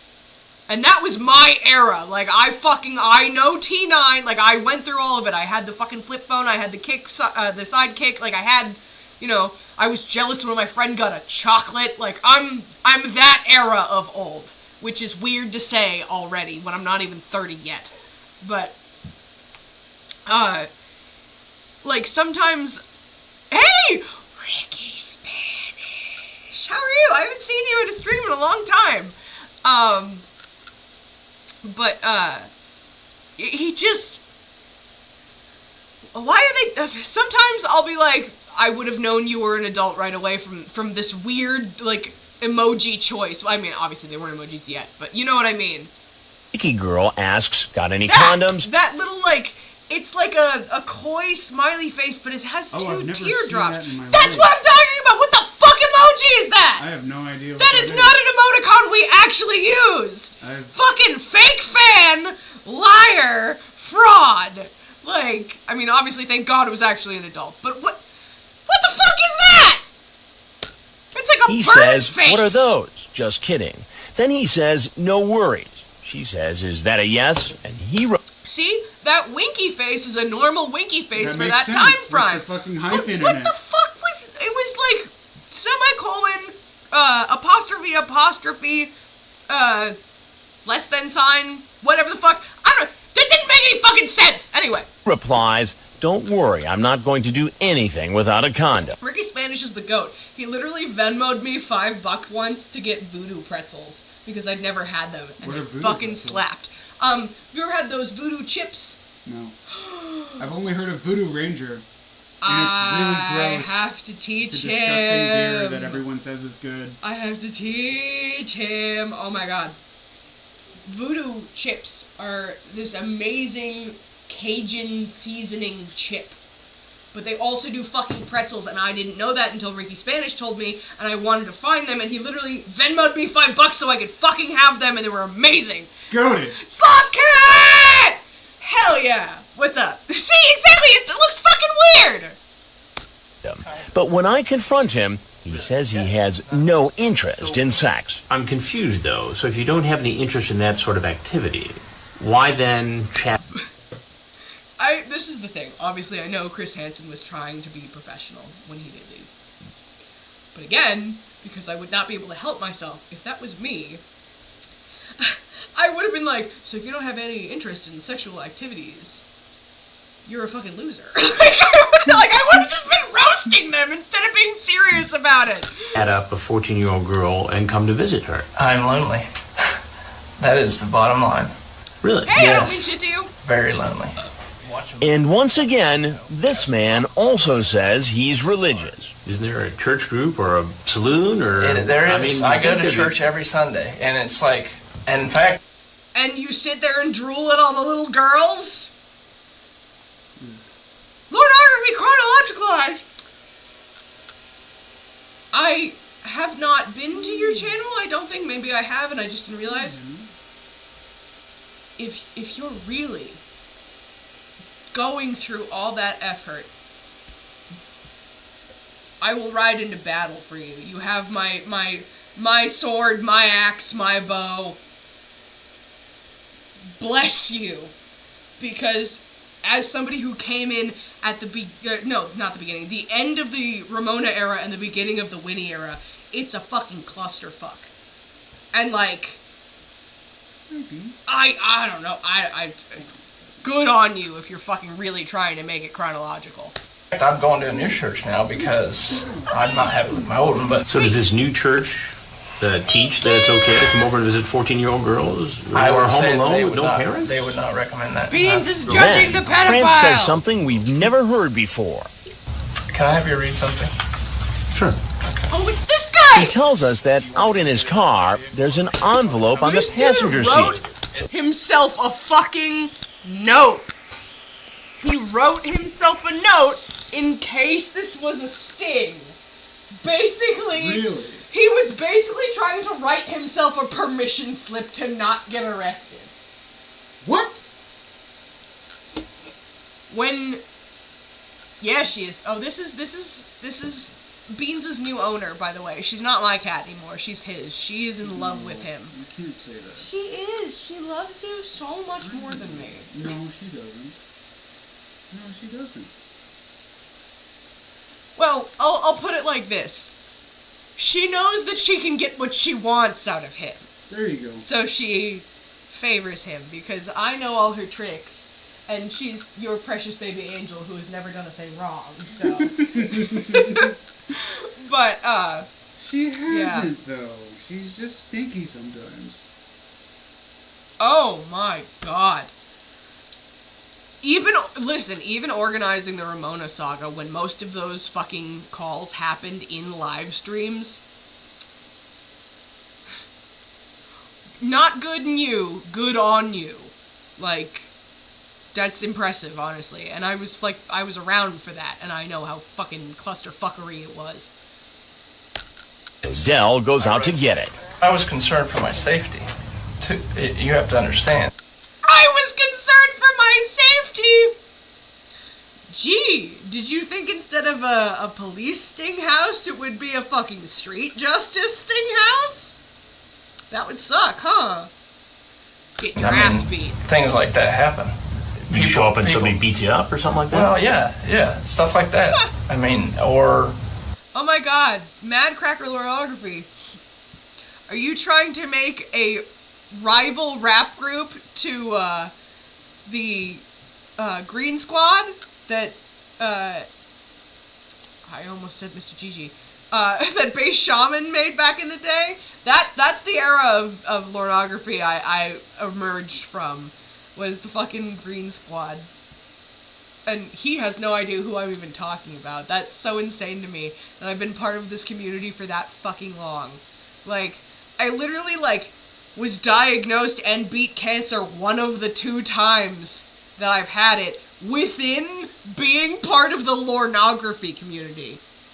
I feel really old That's weird. That's weird to say. I feel really old. Anyway. Worse. I mean, they could have taken my life, for all I know. He opens the note and starts to read. At 8 p.m. tonight, I'm meeting a person whom I met online. He goes on to say that the girl tried to lure him into talking about sex, which he politely declined, and that he's suspicious about her identity. No, thank you. Please don't let me molest you. If she really is who she says she is, my intention is to be friends. He really thinks this was going to exonerate him from being arrested. His, I didn't do it note? Yes! If she really is who she says she is, my intention is to befriend her. Is what he wrote in a note before he got here. As if that's some kind of timestamp, it's the equivalent of, a fucking street magician walking up to you and being like, I have a note in my pocket that I wrote 45 minutes ago. And you pull the note out and it's like, I'm going to meet a man in a Led Zeppelin t-shirt today. That doesn't make you innocent. Yeah. That's good. That doesn't, hey, Rachel D, what's up? That's such a good way to put it. But, that's the thing, that doesn't make you innocent. Yeah. It's like, did you check behind this ear? Fuck off! Friend her and try to mentor her. So could this man really be here just to mentor a troubled teen? Detective No! Byrne says he's not buying this story. Well, we refer to it at the office as an alibi letter. Alibi letter. That's a fucking thing! They know what it is because people are stupid enough to think that works! It was composed in such a way that it's our belief that he put it there, that if he should get caught, made it appear that he was completely innocent. Dear Diary, I met a 13-year-old online today.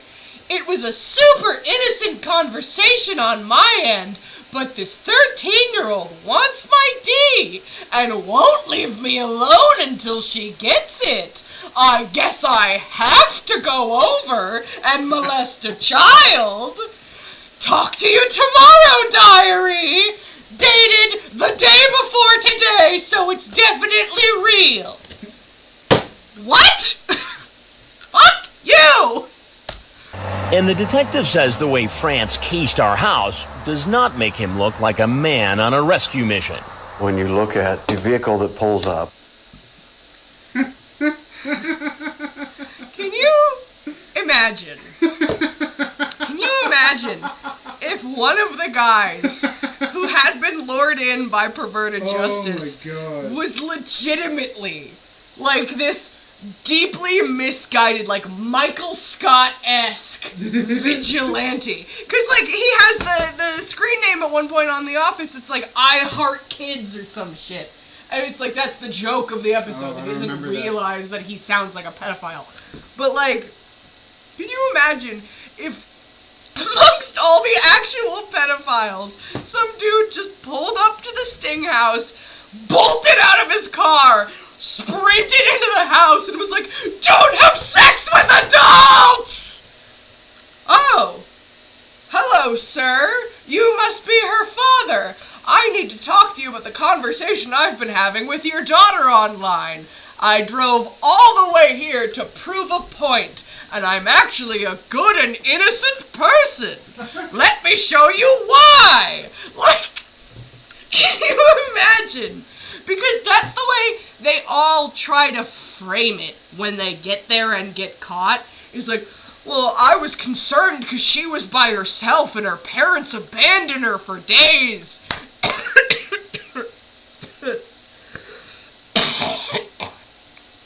Sorry, I know that was gross. I'm getting over a cold. As well as a concussion, by the way. I'm okay, but I had a fucking bad black eye. My dumbass got excited that I had lost a couple pounds and ran out onto our fucking landlord laminate floor.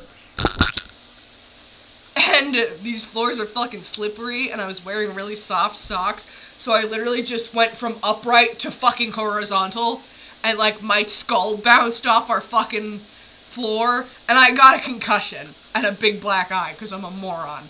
But yeah, like, well, this is the thing, Ricky Spanish.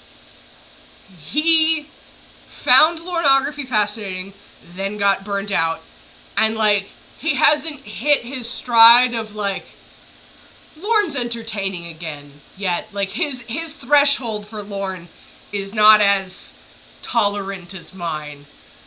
But, yeah.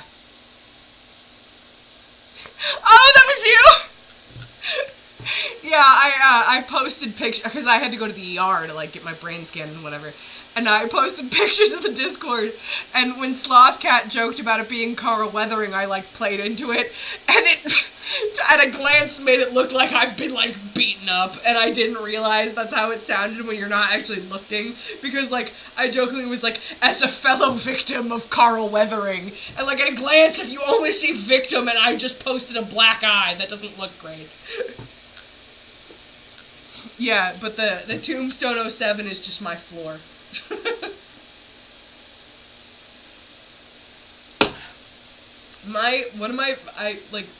I usually listen to like Lauren streams and shit while I'm working. Like I can have one headphone in at work, and I usually have like Lauren streams or playlists on. One of my favorite streams to go back and listen to, Slothcat, is the one where it was you, Wes, TLI. I feel like there was one more person on there too, but I don't remember.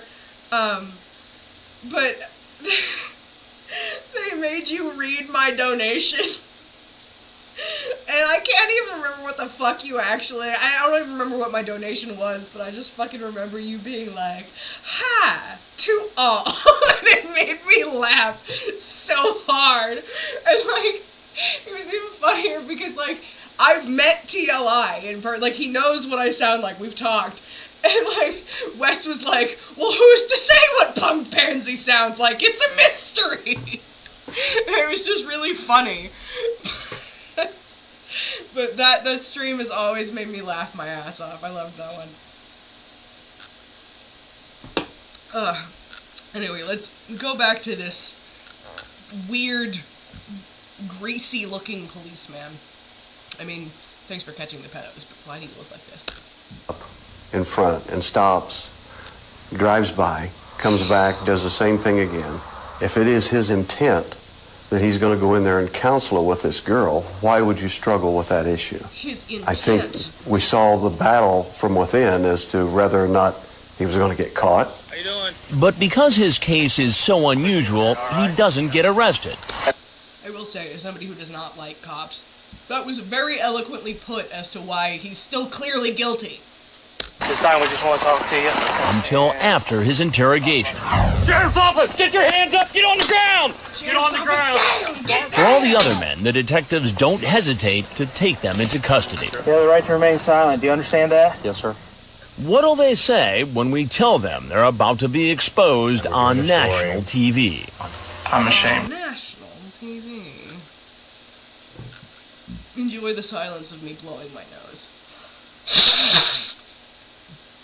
Swag mail, yes! South, guys. That was during the swag YOLO era, wasn't it? Holy shit. That puts that in... No, this was 2006, so this... I was 12 then. But that's an era I almost forgot about, which is wild because it was like one of those flashbang trends of the early 2000s where, like, it was really popular and then it burned out really quick. Like the swag and YOLO thing. That's so fucking weird. God, I'm really old. You guys, I'm gonna be 30 in June. Ugh. And, like, it's not even like I give a fuck about getting older. I just didn't think I would feel old this early in my life. You know what I mean? I didn't think I would feel like an old person until I was at least 40 years old. I'm not even 30 yet, and I feel old. I felt like an old person since I was at least, like, 20. I mean, trauma-wise, I felt like an old person since I was, like, fucking 5. Well, yeah, but I just meant, like, the body deterioration. Yeah, and yeah, I feel like fucking garbage. I don't feel like I'm in the fucking prime of my life. I feel like it was, like, the year before I had cancer, and then it's all just been, like, a decrepit, rapid aging thing since. But, I have to pee, so you can make comments while I'm in the bathroom about this guy. It was a To Catch a Predator first. This man made plans online for a threesome with an underage teen and his adult girlfriend. You ready? You can hear me? Okay, great. 35-year-old Marvin Smith, being waved into our house by a decoy, said he and his girlfriend wanted to have sex with a girl who told them she was a 15-year-old virgin. Come on in. I'm just gonna finish getting ready. Give me like a couple minutes. Online, he calls himself Southwest Georgia Male Yes. His chat is one of the most graphic and disturbing we've come across. At first, he offers the decoy, Erin Lynn B., $250. When she asks, "Why do you want to give me money?" he says, "'Cause I want you." Then he tells her about another girl he met online. She was 15 like you. Her mom was at work. Okay. She invited me over. Had never had sex. Oh. Her and her friend. He goes on to say that the two girls performed oral sex on him, and then he describes in detail how he claims to have taken one of the girls' virginity. And he doesn't stop there.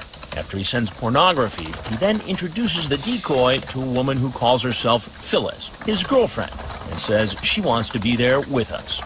Phyllis then apparently gets on the computer herself and starts chatting with Erin Lynn B. and explains how it would work. She says her boyfriend would have sex with both of us. As he's doing one of us, he would want us to play with each other. To verify Phyllis was real, a decoy from Perverted Justice spoke to her on the phone. Phil, how are you? This is Erin. Phyllis, the girlfriend, doesn't show up. She apparently had to work. But Southwest Georgia Male Yes does, and is now in our house and in hot pursuit of our decoy. Georgia Male Yes. Like, what a fucking ridiculous... Have a seat. But as the decoy walks behind the curtain, the man sees our camera crew and runs. You saw Ron. He's coming out. He's coming out. And he keeps on running, even after sheriff's deputies order him to stop. He just keeps going. Finally, an officer's taser knocks him to the ground. After he's arrested, he's taken in for questioning. This man with the incredibly vulgar chat reveals something that, ironically, no longer surprises us. I was a minister in the church. What church you go to? My dad was a preacher in the Baptist church. It also turns out he's married and worried about his wife finding out. Mr. Gary. Yes. What is that? Cookie. My Lou said this thing I got. Do what? My Lou said this thing I have, Mr. Gary. The 35-year-old asks to speak to a lawyer, and the interview is over. He's then taken to the county jail, fingerprinted, The camera tilts too and because put you behind pulled bars. the rug out Is from Marvin under here along Harrison's with Smith me. true name? Yes. The next day, he goes before a judge, and bail is set. All right, that's a total of $35,000.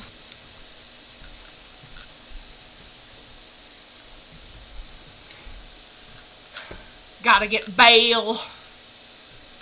Walking up the walk towards the door. Hi, come on in. Now back up. He's right there. Keep going. Here comes another man who, despite seeing our previous broadcasts, is willing to take the risk of showing up at a stranger's house to possibly have sex with a minor. He's 22-year-old Matthew Cogburn. Yesterday was his birthday. The year of our Lord, 1987. That's funny. He's here to meet a decoy pretending to be a 14-year-old. Have a good night, Elsie. This clean-cut, all-American-looking man has a MySpace page where he says Jesus rocks and lists God as his #1 hero. But when he goes into a Yahoo chat He's a total loser. room, he seems like another person. His chat with a girl he thinks is 14 is so graphic, much of it can't be shown. He does ask the decoy if her house is secluded, so if they use the jacuzzi, you can moan and squeal all you want. Nice house. Thank you. Did you have a hard time getting here? The fucking Hannah Well, Montana the road wig. that I was looking for didn't show up. Oh, sure. Why don't you have a seat there and get comfortable molesting for a that? child tonight. You had a feeling what was going to happen. Go ahead, sit down, please. Well, no, I need to talk to you about a couple of things, and I think you're going to want to talk about it. It's going to take a few minutes. Why don't you have a seat? This gonna be on cat tree, like I'm sorry, be on what? judging from afar. NBC? Yeah. You mean like Dateline NBC? Yeah. What was your plan? I know you're making fun of him, but all I think of when I read that is the fucking like Vine from back in the day, where it's the little kid like, Jesus Christ. Here today.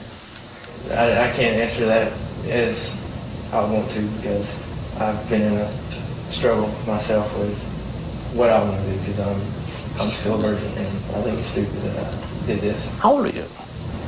22. 22. Yeah, how old And how are old you? was the girl you were chatting with? 22? Too fucking old to be here with your weird crimson chin? 13 or 14. And you thought that would be okay to come over here and visit a young girl home alone? I wanted to think it was okay, but it's... Now, I'm looking at this chat log here. 16 minutes into this discussion, you ask if she can do deep throat. Explain that to me. No reason to explain. How do you feel about sex? You on birth control? Or are you sticking with condoms? You got toys? Fair enough. Is there any... Well, I want you to square that with what's on your... He said his name was 22? He's a spy. It's like the worst ripoff of 007 ever. MySpace website where you talk about Jesus rocks. We're going to do this too. You'll hear more about this man's inner struggle after he's in police custody. Get on the ground! This is horrible. Get down on the ground! All the way down, now. Get on the ground! Get on the ground! This man also realizes it Guys, I didn't realize how much I had missed streaming. This is really fun. I'm glad you guys are here. wasn't a good idea. He's the religious 22-year-old who said he was conflicted about meeting a 14-year-old after a sexually graphic online chat. I've been I'm not gonna say a mental struggle, but That's true. That's very true, Mad Cracker.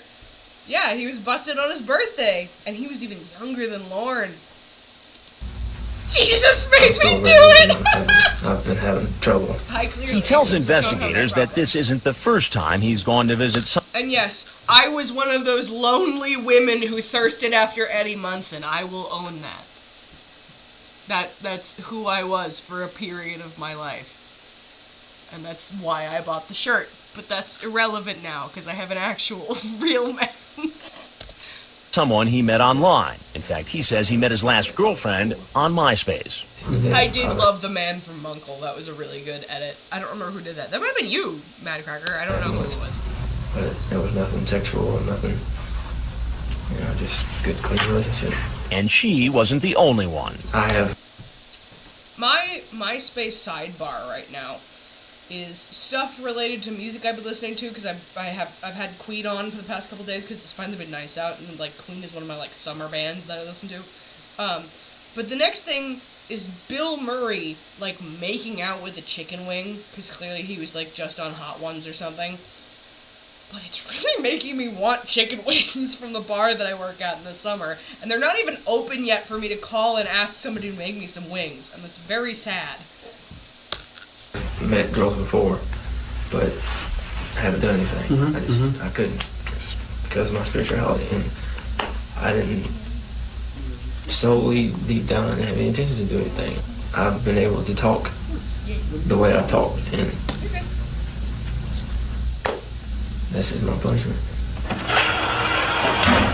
And his punishment, like the other men caught in this investigation, begins when they are taken in a van to the county jail, Turn your head to your left. where they are photographed, Press down.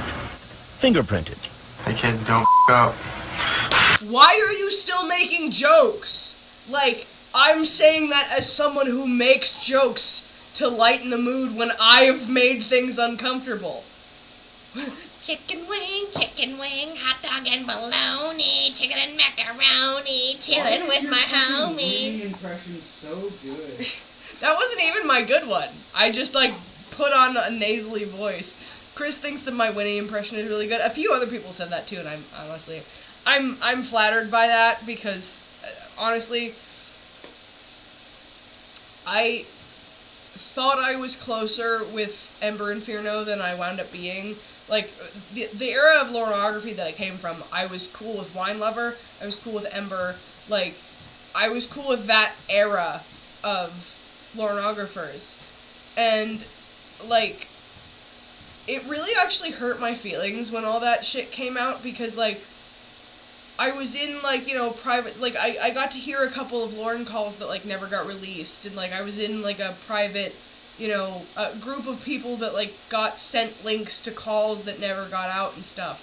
And, like, I thought that that was, like, a small group of, like, close friends. And, like, it bums me out to know that, like, we weren't as close as I thought, because, like, all the drama that came out with, like, Ember and Wine Lover and, like, everybody else, it affected me, one, because Joey's TCAP channel wound up coming after me because he knew that I was close enough to Emma that he just started talking shit about me, like, publicly, when I literally had no stake in that whole feud between the two of them. Alright, I'll see you later. Okay. I'll see you soon. Will you give me black cherry? Yeah. Thank you. I love you. But, like, it bummed me out because, like, I've gotten close and then had falling, well, my definition of close. I've gotten my definition of close and then had falling out with, like, a few members of the TCAP community. And that bums me out because the goal should just be to make fun of pedophiles and to make fun of Lauren. And I hate the idea that there's, like, personal drama mixed into that. And, like, I don't even really begrudge, I do slightly, but, like, I don't begrudge a lot of, what'd you forget? So focused, I'm not interrupting you, I forgot to give you your smooch. Aww. Thank you. I love you. I love you too. Okay, bye. But, Sorry.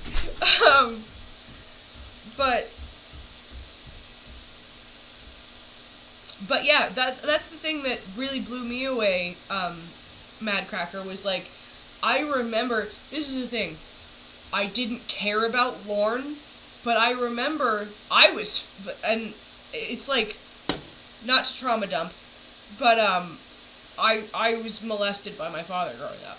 It's part of the reason why I have such a strong reaction to like Lorne content and TCAP in general. But like, the thing that pisses me off the most about it is the logic of these grown men. Like, and that's the thing I appreciate about, like, in the beginning of this episode in particular, I know it was said in a couple of other ones, like, Chris Hansen's, like, you know, the script that he's reading off of goes out of its way to make it clear that, like, some teens and preteens would be willing to engage in this kind of conversation because they're going through puberty. They're like figuring out what being horny is for the first time, and they're having a sexual awakening, and like the fact that there are really people out there that will argue that this is entrapment based on that and a couple of other bogus factors that they try to claim is like a real argument, it genuinely offends me as somebody who was molested. And like, Patrick TCAP Ireland! You may be a second-gen Lornographer, but you are a staple in the community now. The work that you have done reading Lorne's texts and doing your impression has literally changed the shape of what Lornography is. People are so entitled because of you reading emails and text messages now that like I'm saying the group in general, but I'm speaking for myself too. I get so entitled. It is hard for me to listen to old school Lorne calls where you're not reading the text messages in between the actual calls because you do Lorne's voice so fucking well. It's flawless, genuinely. And, like, I know in, like, the dialect and, like, accent world, the reason why is because the area of Canada and the United States, like, where Maine and Canada kind of stare at each other, that area of Canada is heavily populated by Irish immigrants. So the reason, and I've said this in other streams because I think it's so fascinating, like, it's one of my weird, like, autism things, where, like, I think that, like, the way that accents form is, like, really interesting, like, and that's why I always love that, Guru, would do, like, the entomology thing, like, it's not exactly the same, but they overlap, but, like, there's literally, like, a cultural reason why you do the perfect Lorne impression, and it's because, like, Irish immigration was heavy in the area of Canada and the United States that Lorne grew up in. Like, it's why your voice is so suited to the Lorne voice, because you can make the same sounds because it's, like, more common when you have an Irish accent or like speak Gaelic or like the same kind of like glottal sounds and whatever, like all of those like are similar enough. It would be like, you know, how somebody from France could easily understand somebody with like a Cajun accent or like a Creole accent, like that kind of a thing, but like in reverse. And it tickles my tism. I just fucking love shit like that. So like I've rambled about it in other streams of mine. Like, you are the perfect Lorne impersonator. Like, as much as everybody loves Clobber and loved his mini syllables, like, you're the most authentic Lorne impersonation we've ever had. Like, even including Bass Shaman, I really think that you're like the one true impression of Lorne. So like if I'm listening to a call and I know that there's like text messages or something that I have to actually read, I listen to that call way less because your Lorne voice is so good. And I feel like even though you are given tons of like credit for what you do, it still doesn't feel like enough because you do it so well. And, like, if it was me, I wouldn't know how to feel about that. So sorry I'm harping on it so much. But, like, yeah, I'm tickled pink that you're here. You're, like, a fucking, like, essential staple of pornography at this point. It's a bad idea. And put behind bars awaiting a bond hearing. Sorry, I know I went on like several tangents there, and I'm stoned and buzzed enough to forget where the fuck I was going with that on top of it. So sorry I wasted all your time rambling. Most of the men have to wait 48 hours in jail until the judge will see them. His bond would then be set. I do think, this is the thing, there's a lot of things that I hate about American culture, and especially like the prison system and shit like that, but like, it is very funny to see these fucking pedophiles walked out in like bank robber stripes before they go back to jail. I think that's very fucking funny. You know what I mean? Like, did you try to molest a child or did you try to rob a stagecoach? Like... At $25,000. While most of the men say they would not have had sex with a minor, none have had a chance to enter a plea.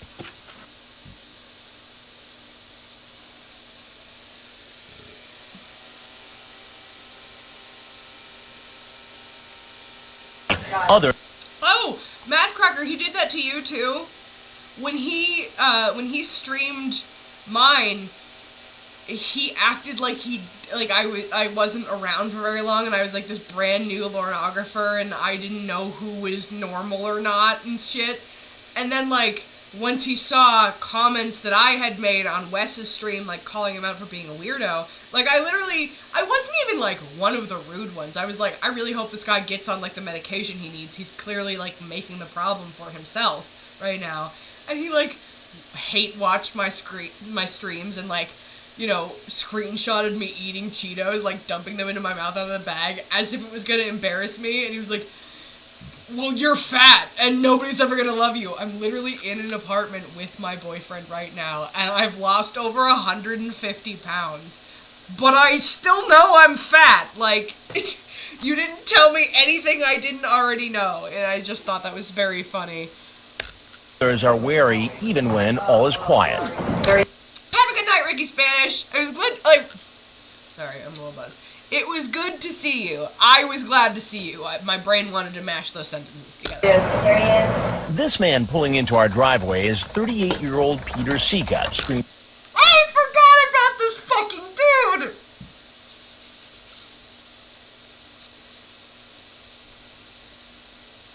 As a fucking formerly, like, obese person, I do not feel bad making fun of his weight. And I will say that. At my highest that I remember being recorded, because I was, like, in the hospital at the time, my highest weight that I was aware of remembering was 365 pounds. I was almost 400 pounds at one point. Right now I weigh 225 or something like that. And it's like, if anybody knows, it's me. So I'm gonna fucking talk shit about the fat pedophiles when they're around. named Don Cheech. Online, he goes into graphic detail of how he'd like to perform oral sex on the boy, posing as a 14-year-old. The decoy plays along, but Don Cheech repeatedly says he's afraid of getting in trouble. That's one thing. Like, I'm bisexual. Like, it makes me sad to hear so many stories of, like, queer men who, like, their first sexual experience was with a grown man. That makes me really sad. And, like, it's almost normalized a lot of the time in the gay community. And I hate that for them because, like, they deserve to, like, heal from that victimhood instead of just it being a rite of passage in the gay community. And that makes really sad. That makes me really sad. But we think we know why. Listen as this female decoy pretending to be Brian talks to Don Cheech on the phone. No, what are you talking about? What's Dateline? The thing that I also think is very funny about this is, like, why did they split screen her in? No, what's Dateline? Like, I'm 40. No, but you know what I mean? Like, I feel like it would have been more impactful if you didn't show the adult woman going on the phone. Like, if it was just, like, the boy voice that she's putting on, I feel like that would have been more impactful. Like, I also understand wanting to, like, make it clear that they're not actually using real children to do these things, but, like, seeing her face kind of takes away from the impact of his guilt a little bit, you know? What is it? It's like Cops or something? Mm-hmm. I've seen Cops, you know. Despite his fears of being caught in our report, the 38-year-old shows up anyway. Come on, get it out of the rain. You're gonna get yourself all wet. Dell from Perverted Justice now takes over the role Dell. of the boy and tries to convince the man to come inside. But Don Cheech seems very reluctant. Hey, bro! He probably doesn't think he can fit through the door. Come on in! Oh my god, you know who he looks like? Hang on.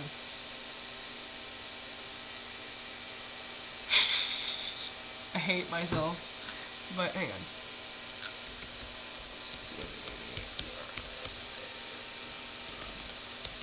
Trombone.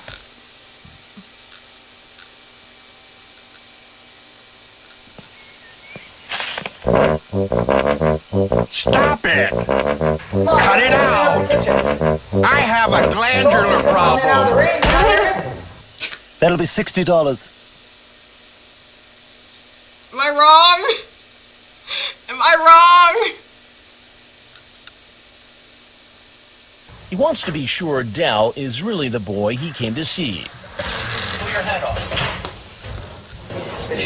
Wes! How are you? I feel like I haven't, like, seen you around in a while. I want to thank you post-emptively.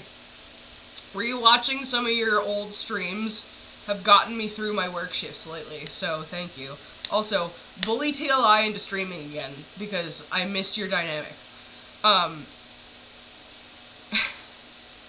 is true though, Wes. FOMO Dick doesn't listen to reason. FOMO Dick said this was a good idea. After Dell refuses to take her hat off, the 38-year-old heads back to his car. That's when law enforcement moves in and arrests him. Put the camera out of my face, Frank. And as you're about... I know I already played it, but I just want the trombone in the background when he's fucking being arrested. Just... I want it. And I wish I had the money to get, like, a stream deck so I could fucking have, like, a soundboard. But I'm a poor, so, you know, you get what I can muster up. About to see, there are more potential predators like Don Cheech who don't stay long. Gasp! That is the end of the video that I had pulled up. This is from, the channel Unveiled. I am gonna go back and see if we can find part 2, or we could, honestly, I mean, Chris will probably be back, like, within 10 minutes. We could watch Lauren's episode. We could watch, well, this isn't his, but the Ocean County, one is still good. So, hang on, I'm gonna do that. There. You do pause, you bitch. No, god damn it. Also, oh, Wes, if you're still in here, this guy in the Georgia episode, doesn't he look like he could be, like, cousins with Lorne, or, like, one of Lorne's brothers? Like, he just looks like a knockoff Lorne. And he's, like, a country boy. And he was a fucking weirdo. He's, like, the very beginning of the episode, like, maybe, like, third or fourth guy. But, like, he just looks like if you AI edited Lorne to look slightly different. Do you know what I mean? But I'm gonna do this, and I also have to go to the bathroom, so while I do that, I'm just gonna put on a, like, Lorne reading poems thing or something, which was TCAP,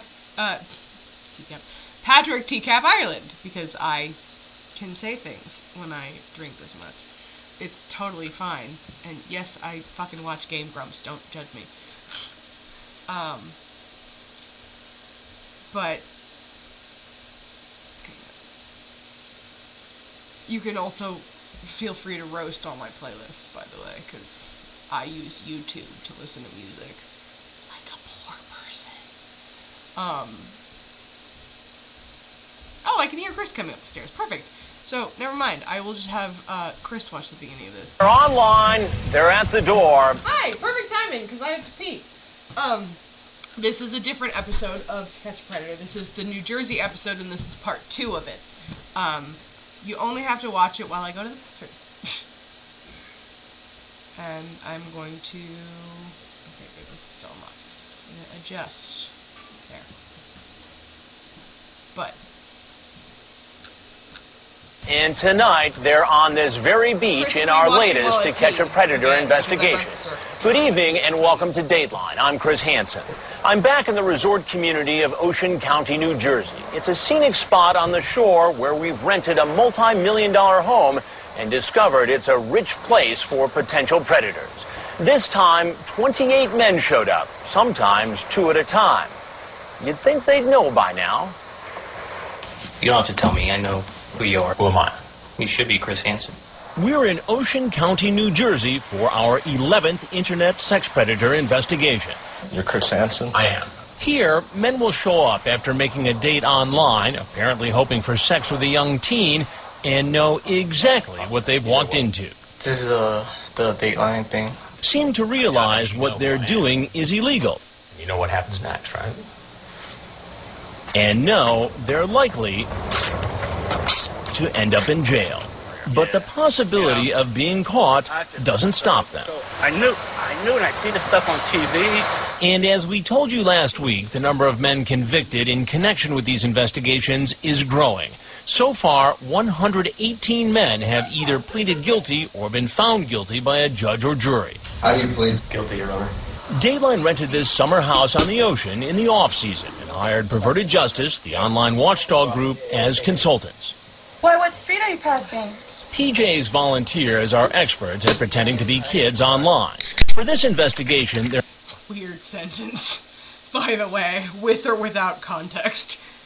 They're posing as 12, 13, or 14-year-olds. The volunteers are in local chat rooms waiting to be hit on by adults interested in sex. Perverted Justice says it's volunteer... Again, Lauren, a part you didn't hear that they say within the episode. Not only did they admit in the Georgia episode that they are paid consultants to be there, because the $100,000 an episode was not something they, concealed from the public. Go into chat rooms and wait to be solicited for sex by an adult. It's almost like everything you've ever argued doesn't fucking hold up. Weird, right? Never contact anyone first. Once a man makes his intentions clear, he's invited over to our undercover house. 2 guys come back to the garage ASAP. Staked out in the detached garage are officers from the Ocean County Prosecutor's Office. They're working with Perverted Justice, ready to arrest any man who attempts to meet a minor for sex. Dell from PJ hands over chat logs to the arresting officers, providing them with the evidence needed to charge a suspect with a crime. What were your expectations? We wanted people to show up. Mike Neville.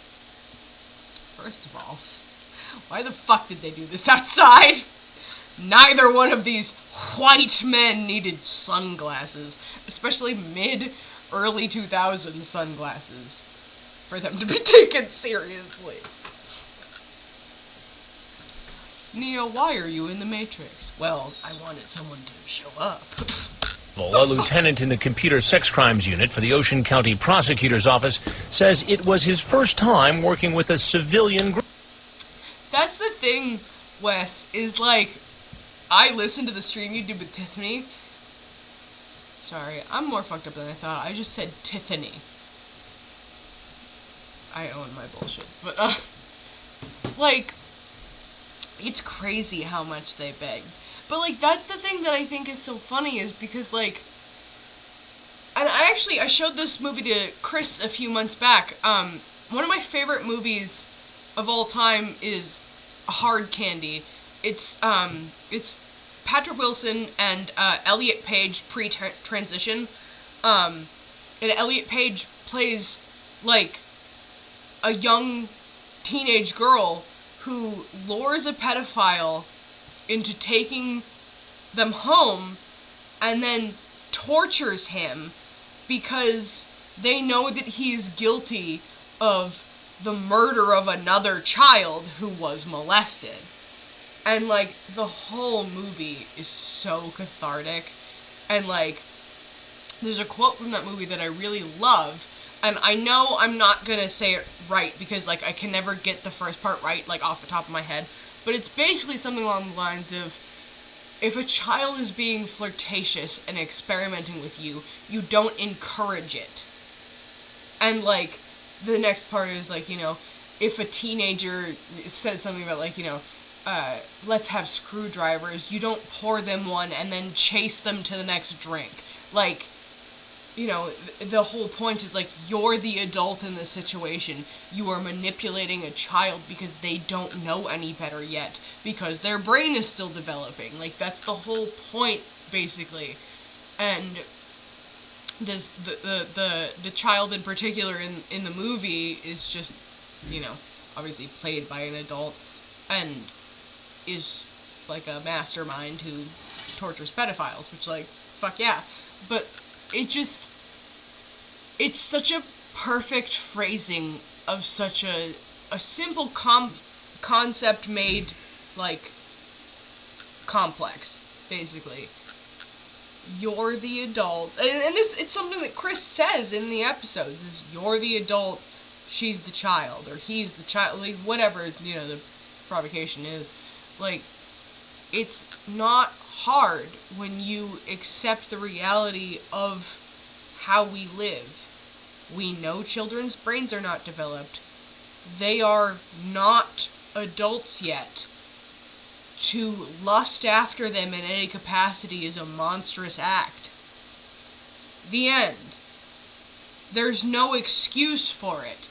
To lust after a child is a monstrous act. To excuse that behavior is a monstrous act. It's gross, it's wrong, it's weird. Like, it's basically just all the minutia of there is no excuse, but for this particular subject, basically.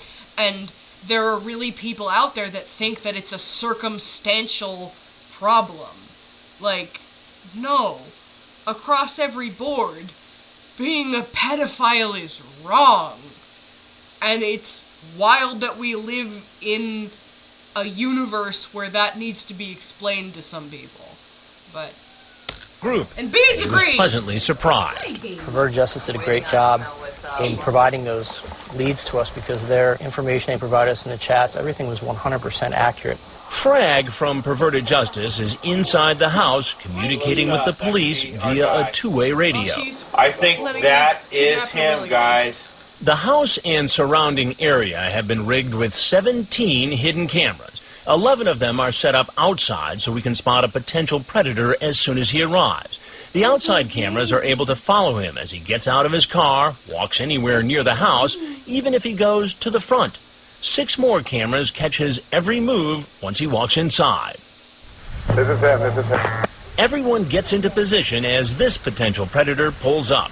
Watch as he confidently approaches the house for his date with a girl who told him she was 14. Without even bothering to knock, 42-year-old Richard... That's another thing that I think is fucking wild about a lot of the fucking pedophiles, is... I mean, it's just as ludicrous either, like, side of the spectrum they lean, but, like, to walk into a stranger's house is batshit crazy. And to need, like, the confirmation of seeing a child before you walk in is also batshit crazy. You know what I mean? Like, there's no winning in any part of the scenario. Like, every step you take, even if you never show up to the house, is wrong. Burnham enters the house. Hey! We hired 18-year-old Casey to play the part of the young teen. She's 5'2" and weighs 95 pounds. Don't let Lauren hear that. 5'2" and weighs 98 pounds. Don't ever let Lauren know that. I made some brownies. Have a seat. Casey is posing as the 14-year-old virgin he met over the internet. He was really talking This is also her grandma's house. to a decoy from Perverted Justice. While online, he pretends to be two different people to try and lure the... I forgot about this guy.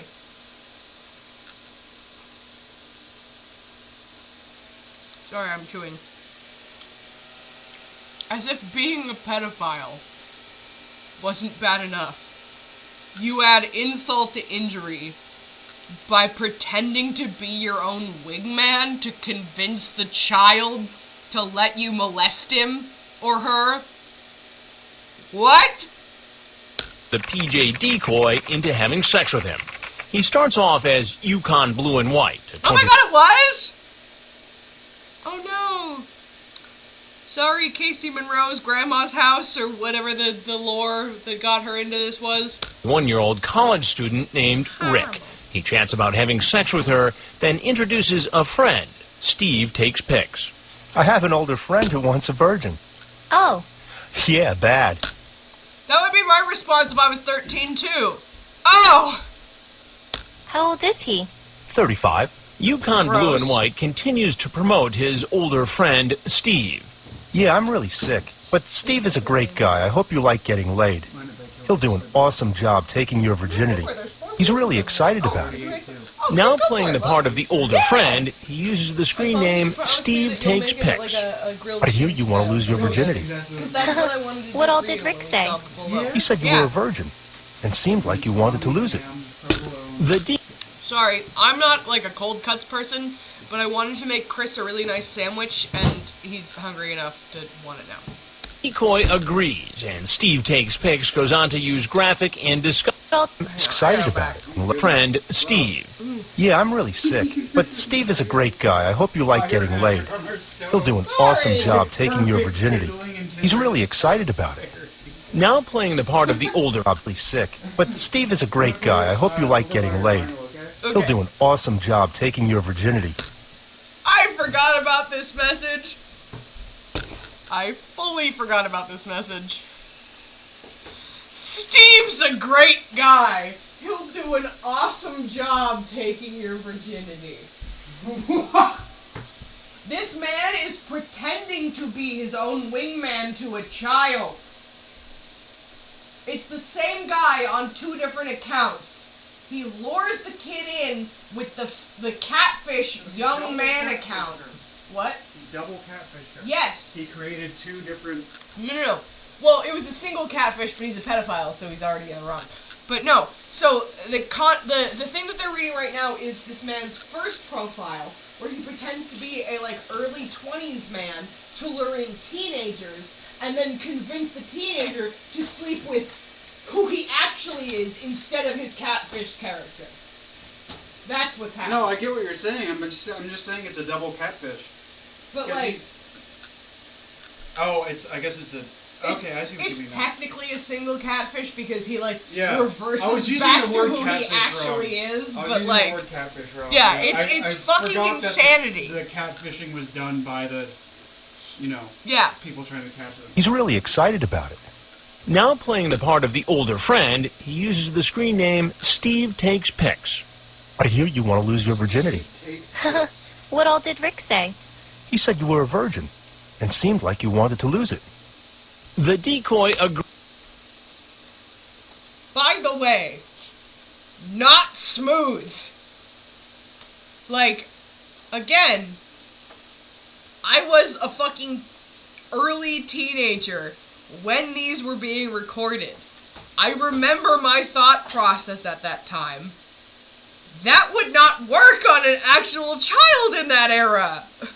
Agrees, and Steve Takes Pics goes on to use graphic and disgusting language to describe how he plans to take her virginity. Also, now, clearly it's a loophole. Loophole? Jesus Christ. But it's so weird that they're graphic language we can't repeat as they, slide the graphic language across the screen. Like I said, clearly it's a loophole that they're exploiting, but you're showing it. Just say it. To me, that seems like a very strange distinction to have to make, but I don't know. It's bigger than Stevens. The man with 2 online identities. There's this place, baby, and they have rolls, and it's called Stevens. If they say that, they're quoting the commercial. Is it bigger than Stevens? Oh, okay, honey. Has driven 3 hours all the way from Connecticut to meet Jane, the 14-year-old. So, do you want some brownies? No, I'm all set. No?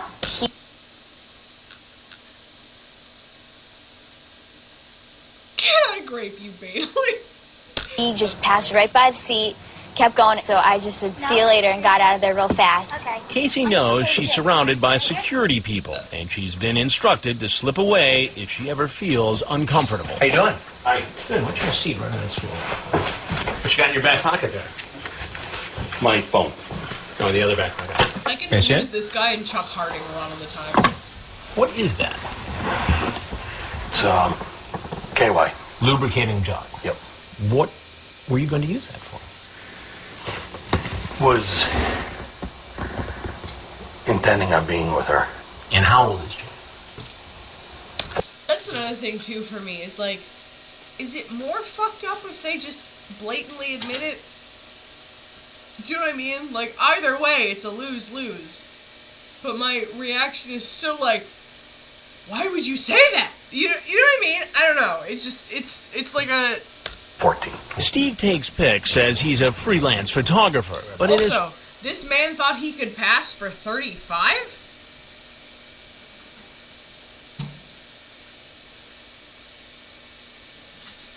He's not even like a George Costanza type.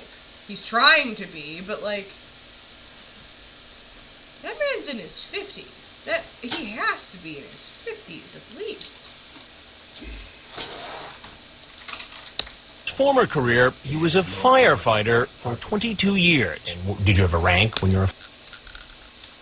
Were you actually a firefighter, or did you just happen to go check in on your local fire department a lot, and they gave you a hat and a ride in the truck? Firefighter? What, captain? A captain. He also reveals that he's divorced and the father of 2 young children. Why'd you do? Always weirder when they have kids. Believe me, I know. It's so much worse. Lonely. Every time. And I've got no money. So because you're lonely and you've got no money, so you turn to pedophilia? I literally cannot differentiate this guy from the last guy that I remember seeing. I can't at all. That's the thing. That's what I mean. Because, like, that's why, like, the TCAP bingo and the Lorne bingo era existed. The same shit. Is because they Always just the same shit. make up shit. Cheese? Yes, I'd love some cheese. Are there short on cash, you decided to have a date with a 14-year-old girl. Doesn't make it right. Have you done this before? No, this is the thing. Yes, Really? you have. Because you seem pretty skilled at it. Remember, this man telling the sad story about being lonely and broke is the same man who came up with an elaborate scheme apparently trying to entice a young girl into having sex with him. Yeah. You started this It's weird. as Yukon Blue and White, posing as a 21-year-old college student. Why would you do that? I prefer younger women in the college to out of college age range. Of course you do. And I Just look like at talking you. to You're a them. loser So now who never you had change any identities when you were online, that right? age. Yes. And then you pick up the conversation. I hear you want to lose your virginity. You really 35? I'm 37. Which is not true because you're actually 42. Right. I knew he was at So least there in his are fucking 40s. layers of lies here. Yeah. All intended, it would appear, to set up a sexual liaison with a 14-year-old girl. Right? Like, Yes. the long and short of This goes on for... you were lying to a child to convince her to fuck you. What else is there to fucking say at that point? some 20 days, by the way. That's called grooming. What do you think would have happened had there been a 14-year-old girl here home alone? I think it's pretty evident. Pretty evident. All right. Well, Rick, I need to tell you that I'm Chris Hansen with Dateline NBC. And we're doing a story on adults who try to meet young teens online for sex. I don't want cameras. You can leave right now. Well, I'm going to be in trouble once I get... I love how they think they have a choice to be like, I don't want the cameras. That's not how this works, bitch. No. That's not up to me. You should take your jelly. Okay. While Steve Takes Pics has been You should take your, jelly. inside, the police have moved into position alongside the house, waiting for him to walk out and arrest him. Please get on the ground! Get on the ground! Do not exist. Get on the ground. They not exist. He's taken away in an unmarked police car and later transported to jail. He and all the other men who show up at our undercover house will be charged with solicitation of a minor. Come on in. As our investigation in New Jersey continues, you'll meet many more potential predators who stick around to answer my question. What about visiting a boy who's home alone? Does that make you nervous? Well, yeah. Yeah, a little bit. And another goes out with a bang.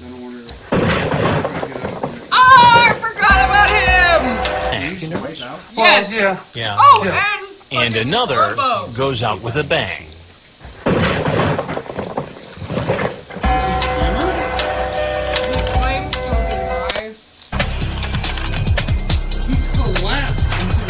You'll hold off on that. We have more coming. That dude was on a lot of shit. So that's a thing a lot of them do, and I don't know if he was like actually fucked up or like just trying to get out of the charge.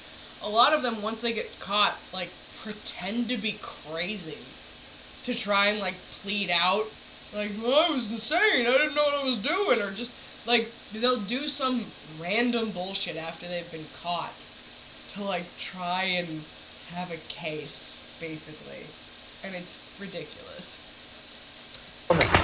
As police take this former firefighter into custody, word comes over the radio that another suspect is on the way. The 5-speed pickup, right there. Everybody just Kuzo Akutsu, thank you. I forgot his name. Everyone tries to quickly clear the area, but it's too late. The man in the pickup truck spots the police activity and takes off. As I walked around, he looked dead at me and took off. 27-year-old Howard Thornton is pulled over down the road and arrested, never getting a chance to keep his date Ew, and you had your fucking ear pierced, too? Fucking affliction-wearing bastard. for sex with a girl who told him she was 12. It's here, right in front of the house. Our next visitor is here for a 13-year-old, and he says this isn't his first time meeting a minor. Come take a seat. Meet 32-year-old James Marcotte, a printing press operator. So, what did you want to do? Online, using the screen name JD Mars. The fucking ears! Why the fuck would this be your picture?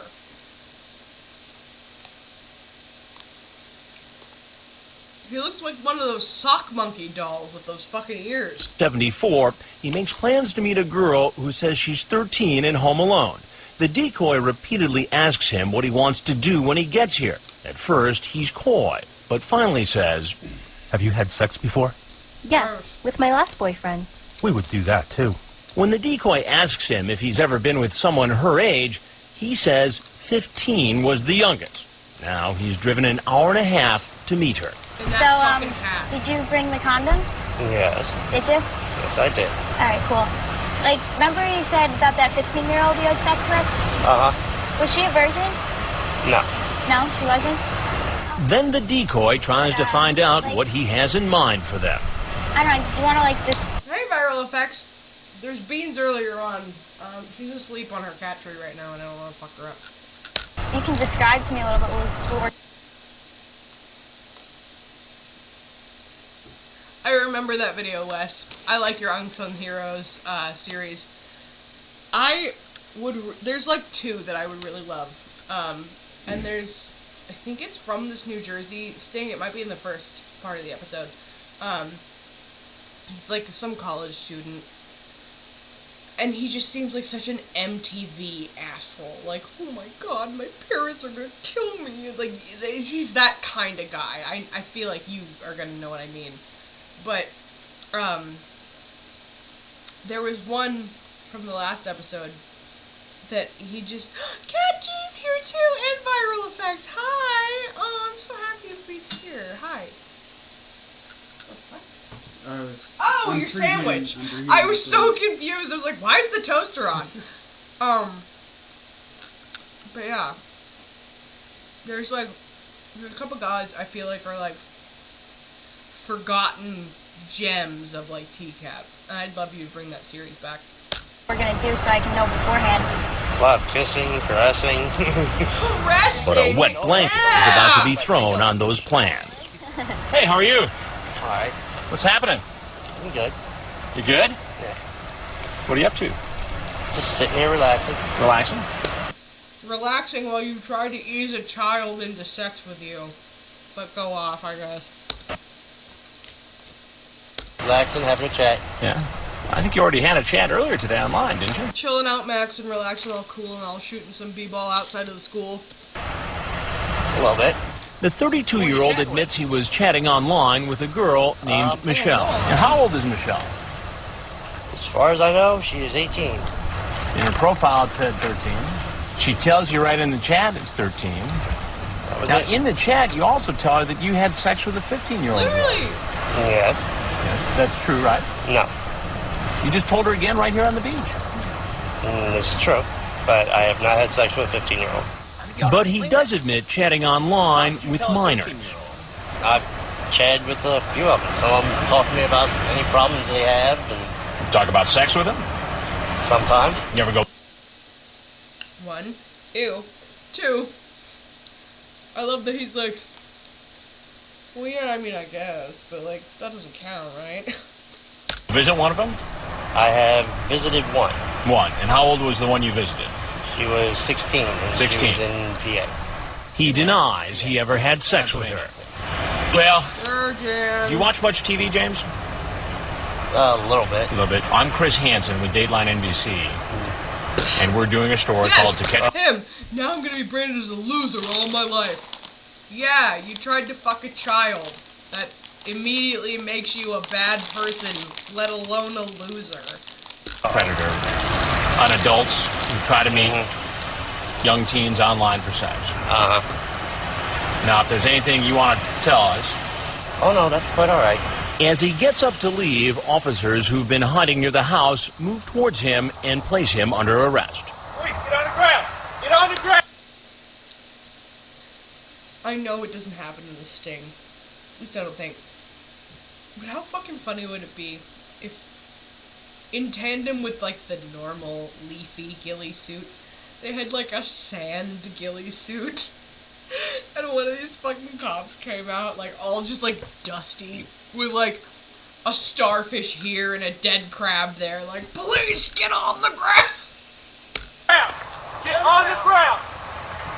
As our investigation in Ocean County, New Jersey continues, all the men who come to our undercover house are expecting to meet a young girl. Except this next man. He's been chatting online with a decoy posing as a boy. I'll walk right here. He's 46-year-old Anthony Palumbo, and he's brought a gift. We've hired an 18-year-old actor to play the part of the young teen. Hey, come on in. Awesome.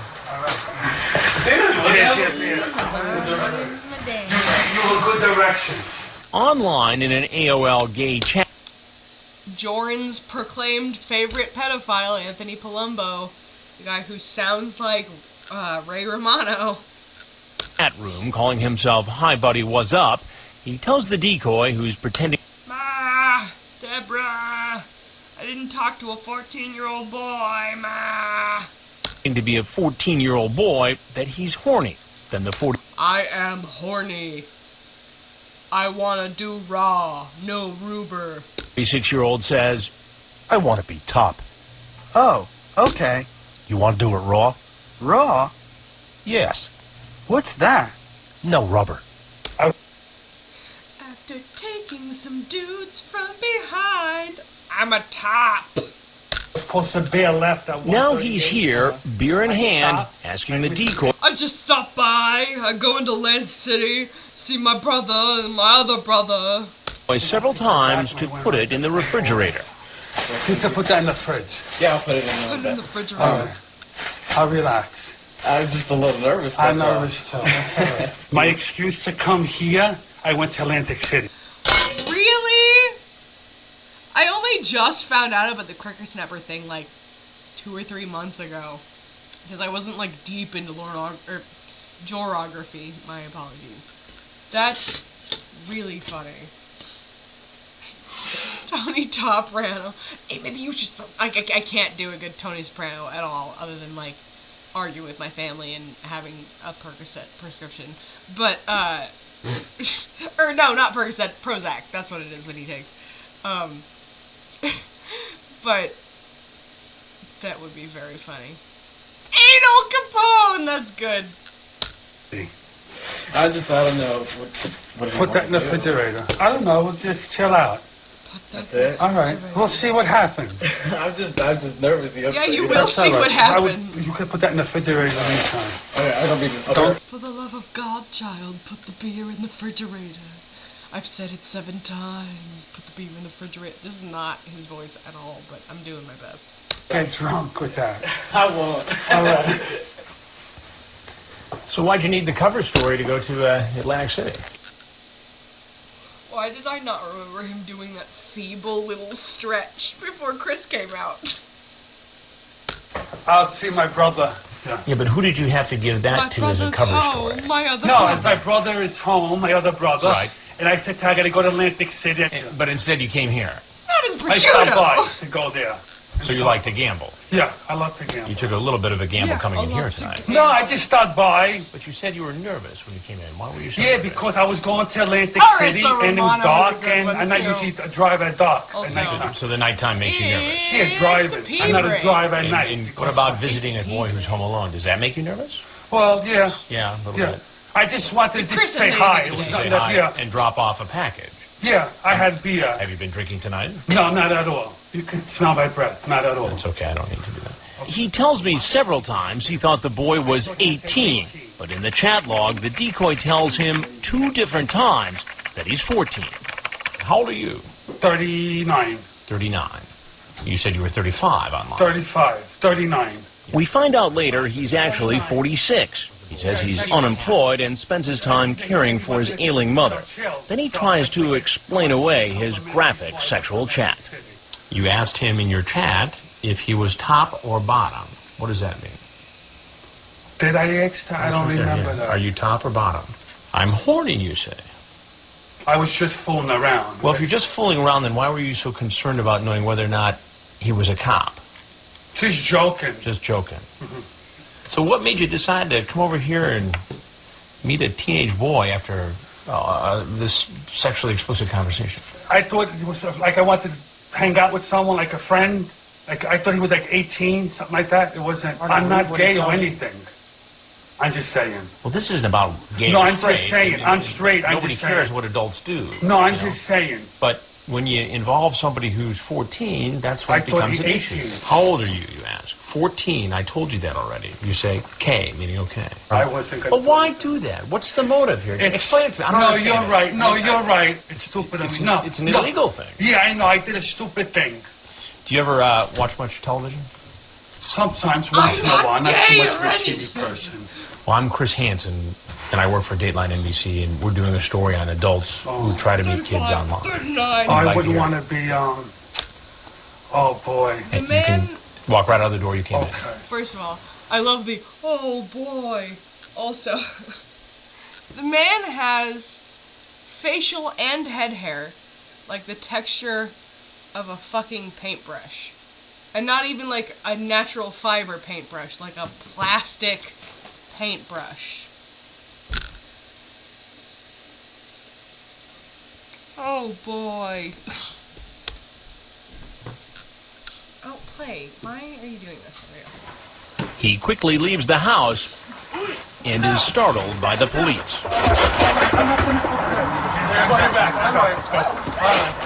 Coming up next, a man shows up in a stolen van. I don't remember this! Somebody stole a van to be a pedophile? What? I don't remember this at all. And it looks like a potential predator party. Hey, why don't you come in over here? We're having a little conversation. What did I do wrong?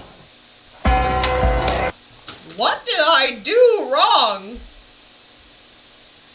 I have a list. We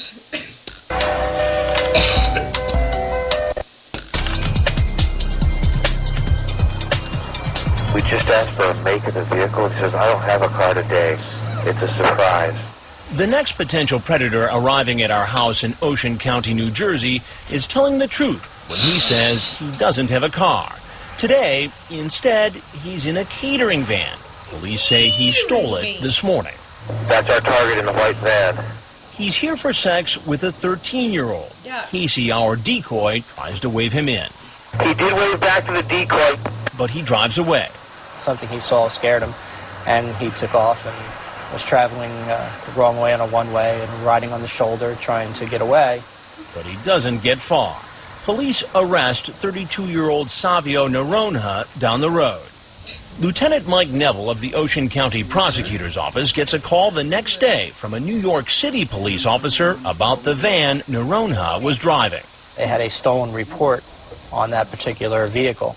And it turns out that he, I don't know if it was a former employer, but he had access to the vehicle keys and took the vehicle for himself to come down here and meet the child. Our investigation in the Garden State is turning out to be a busy one. We're about to have two men in the house at the same time. We have a lot of guys that should be here very soon. Here comes 29-year-old Jeremy Keister. He's driven an hour and 40 minutes to get here. Casey, our decoy, waves him in. He pulled up, his lights turned off, so I figured he was getting out. Hey, Jeremy! And then his lights turned back on, so I wasn't sure if he was going to leave or not. And then he came around the corner. He sets his car alarm and then heads straight for the side door. How was your drive? Yeah, I know. Oh, that's good. That's pretty far you came, huh? Yeah, it was. Online, using his own name as his screen name, Jeremy Keister makes a date for sex with a girl he thinks is 13. He clearly admits he knows what he's doing is wrong. So you want to have sex? Yeah, you? I both forgot about and remember Jeremy Keister because he's such a fucking... I feel like this is going to be a weird description, but nothing else feels as apt. He's such an Easter bunny of a man. Do you know what I mean? What does that mean? He literally, like, he... Pops up once a year, steals all your eggs? No, I mean that, like, he literally looks like one of those generic grocery store Easter decoration Easter bunnies. He's got, like, a This really... guy? Yeah, like, he's got, like, a really high up nose and, like, a long upper lip. And he, like, is a whiny bitch. I feel like I He just remember... looks like an alcoholic to me. His whole face is bright You? red. Only if you do. Could be. Yeah. No. I do not force that. You don't seem like you would. It is wrong enough for me to have sex with a 13-year-old. He was nervous that something was going on because when he walked in the house, he walked in and froze. He stood there. He wouldn't go any further. I made you some brownies. He's a loser! No. Are you sure? Yeah. Why not? No. I don't think I should be here. Why? But no one's home with me. What's that? Jeremy, could you come over here for a minute? I'd like to talk. Why don't you want to molest me, Andrew Lloyd Webber? That's what he looks like. Can you do me a favor? Take your hands out of your pockets for a minute. Come on over and have a seat. Been a long ride, huh? Yes, it was. Please sit down. What was your plan tonight? Nothing, just to hang out. Hang out with who? Just a nice girl. And how old is that nice girl? She's 13. 29-year-old Keister tells me he's a luxury... He's 29. That man in this video right now is the same age as me.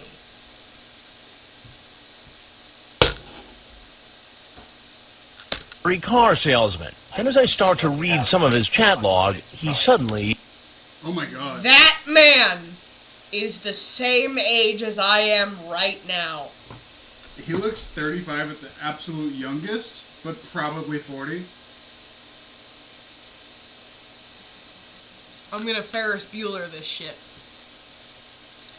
I am the same age as this man.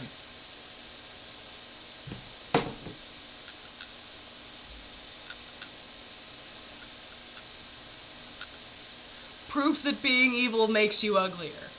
He interrupts me. Too bad you're not older. Not legal for being with a guy. Mm-hmm. You don't have to tell me. I know who you are. So. You know who I am? Yes. Who am I? You should be Chris Hansen. I am. You should be? What does that fucking mean?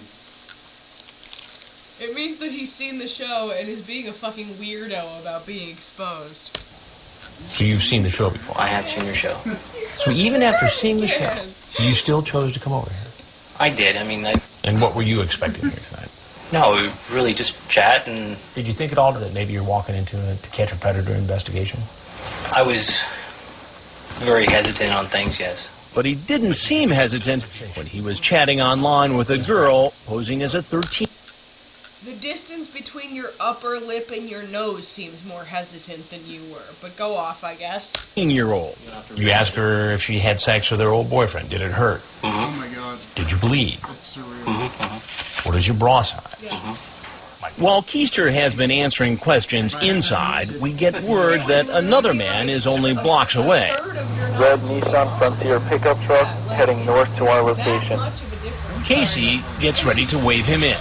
He's 43-year-old Michael Murray. Online, he sent naked pictures of himself to a girl posing as a 13-year-old. What parts of him are He asks the those? decoy. Couldn't tell. It was just Jabba the Hutt all the way I through. was gonna say, like, why does he look like one of the fucking, like...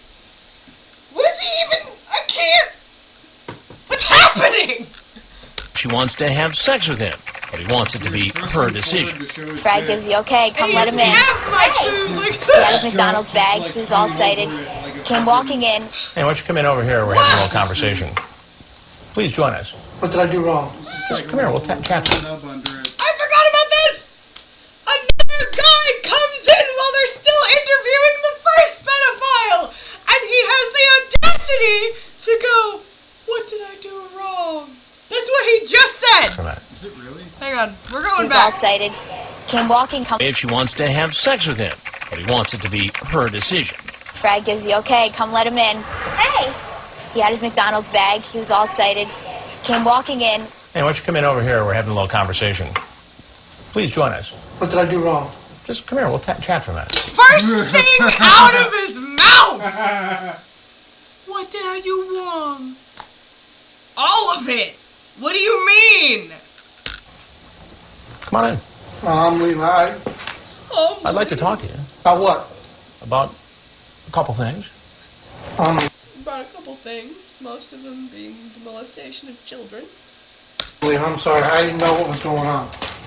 I'm sorry. Well, why don't you explain that to me? Nothing. After the 43-year-old makes a quick exit, Get down on the ground. That man is wearing a varsity jacket at 43 years of age. Could you imagine being stuck at the halfway point of your life when you're 43 years old? Not even the halfway point, but before it. I was gonna say, yeah. 3.5 years before it. Crazy. Woof is all I can muster. police arrest him and try to keep him quiet. What do you need? Get up. Get in here.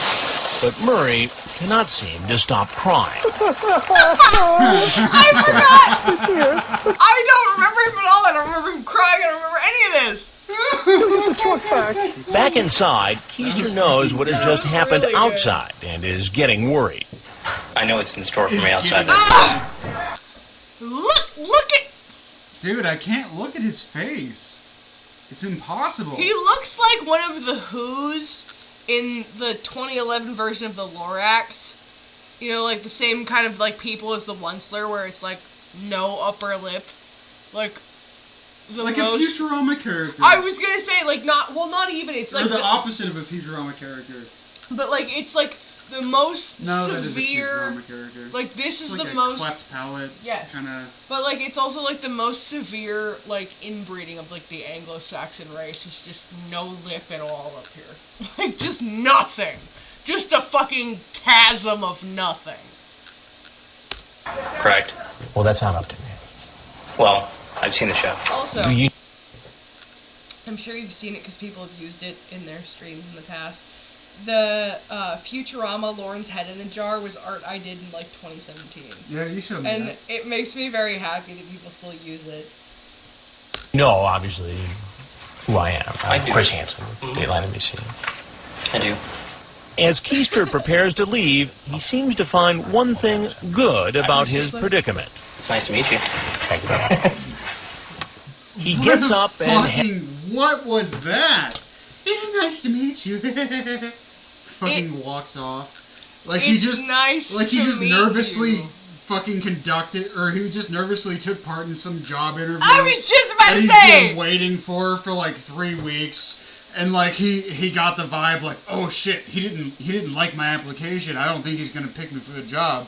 And he just nervously went, nice to meet you. And just scampered off like yes, yes. Like hopefully I was ineffectual enough that maybe they still consider me. Yeah. Heads out the door, right into the arms of police waiting outside.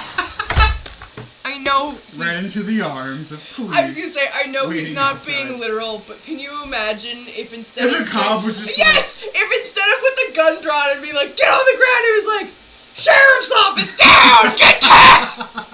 Oh, I was thinking. That's what I saw too.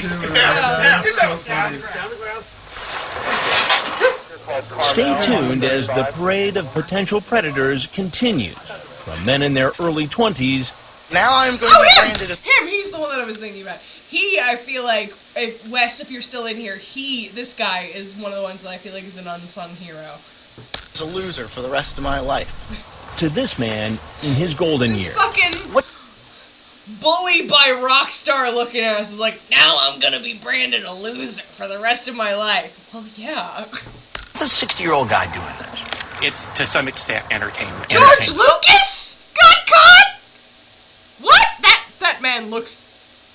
Listen, if you tell me that this guy right here wrote A New Hope, I would have believed you.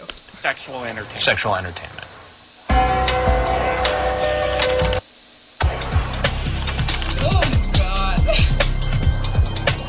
Yeah, we can get everybody in position. The parade of potential predators continues here in Ocean County, New Jersey. Copy this. He matches the screen image we have of him. This is definitely our guy. This is Eichmann. I love your car. You would as a 13-year-old. 21-year-old John Donnelly is here after chatting online with a girl who told him she was 14. Just a few minutes into the chat, Eichmann04 tells her he's really horny. And he continues, They don't even try. This is like the third guy just off the top of my head that I can think of that just announced to the decoy that they were horny. Could have lots of fun if I could come to your house to see you. Doing what? IKE. Kissing, sucking each other, touching each other, having sex if you wanted. I never went all the way yet. I would be sweet to you. You're the perfect girl. Perfect. Another one with the fucking, like, extra long nose to top lip ratio. Except that she's making it clear she's a minor, so he should know he has no business being here. But that doesn't stop him. I've never met anybody younger than like 18, so I'm just worried. So that shit's weird and creepy and you should never do it?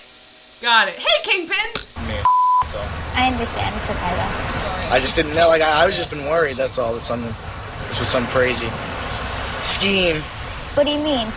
Like, there's a show, The Daily Show, like, they make fun of the news, but it really is the news. Uh-huh. And I was reading about it on the internet, like, they pay for, like, cops to, like, pretend they're, like, girls and like that. Are you serious? Yeah, so, I mean, I usually don't worry about it, but it was just, like, so awkward, I don't know. But I guess everything's And you cool. did I mean, I it just don't anyway? But as he's about to find out, everything isn't cool. How's it going? How you doing? Good, how are you? I'm all right. I'm Chris Hansen. Here is a sick one-liner for my news show. Happened. What are you up to? I was just coming to meet this person. Oh, Really? Who's that person?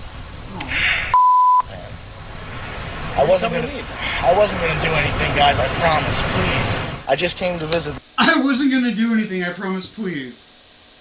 I just came to visit her. It's like, dude. Listen, I know that in like the beginning of the college stage. Your brain is still not fully developed. But you can't be this stupid, right? You can't be this stupid to think... I wasn't this stupid when I was 12. That's what I mean! Like, you can't really think that an excuse that pitiful would even grant you a modicum of a benefit of the doubt. Every excuse that they give reminds me of like when I was in like kindergarten. Yes! Or like first grade. Yes! And I was like just now testing boundaries with like all the adults and like the people around me. And I was like afraid, and I was like, I'm just gonna test this boundary. Like that's what I think of. More often than not, as a child, if I was upset because I was getting caught in the middle of something, I would just start crying and pointing fingers wildly, and it usually got me out of trouble. As a grade school child, you should not, as a legally defined adult, whether you're still in your late teens or past that, think a fucking argument that thin is gonna hold any weight. Like, I know I said it earlier, it just adds insult to injury when it... It is insulting. Because it it's is like... legitimately insulting. It's like, how stupid do you think I am? That would be a good enough excuse to justify being a... There isn't one. It's the same as being a fascist. There is no justification for being a pedophile or a fascist. That's really the basis. The only difference is that like a fascist gets off on like specifically engaging in the bad faith discourse. Yes! Yes! They're using it as an escape tool because they're fucking terrified. Yes! They're like... Because they don't They're like a deer in the headlights. Yes. They just like It's the resort knowledge to it. that there is already like a social thing for repercussion within being a pedophile, so... No, actually, you don't understand. Versus like, well, you're just. Well, no. That what I mean kind is of like, shit. like Jean-Paul Sartre. Sorry to do a little mini nerd rant. I love you, nerd. But he specifically talked about how like no fascist ever argues in good faith.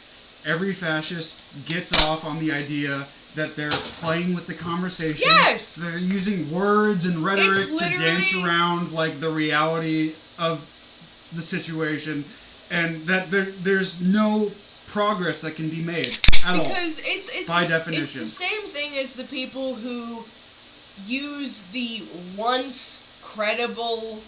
Well, I say credible, but that's not really the correct word. But like the once viable argument of like devil's advocate.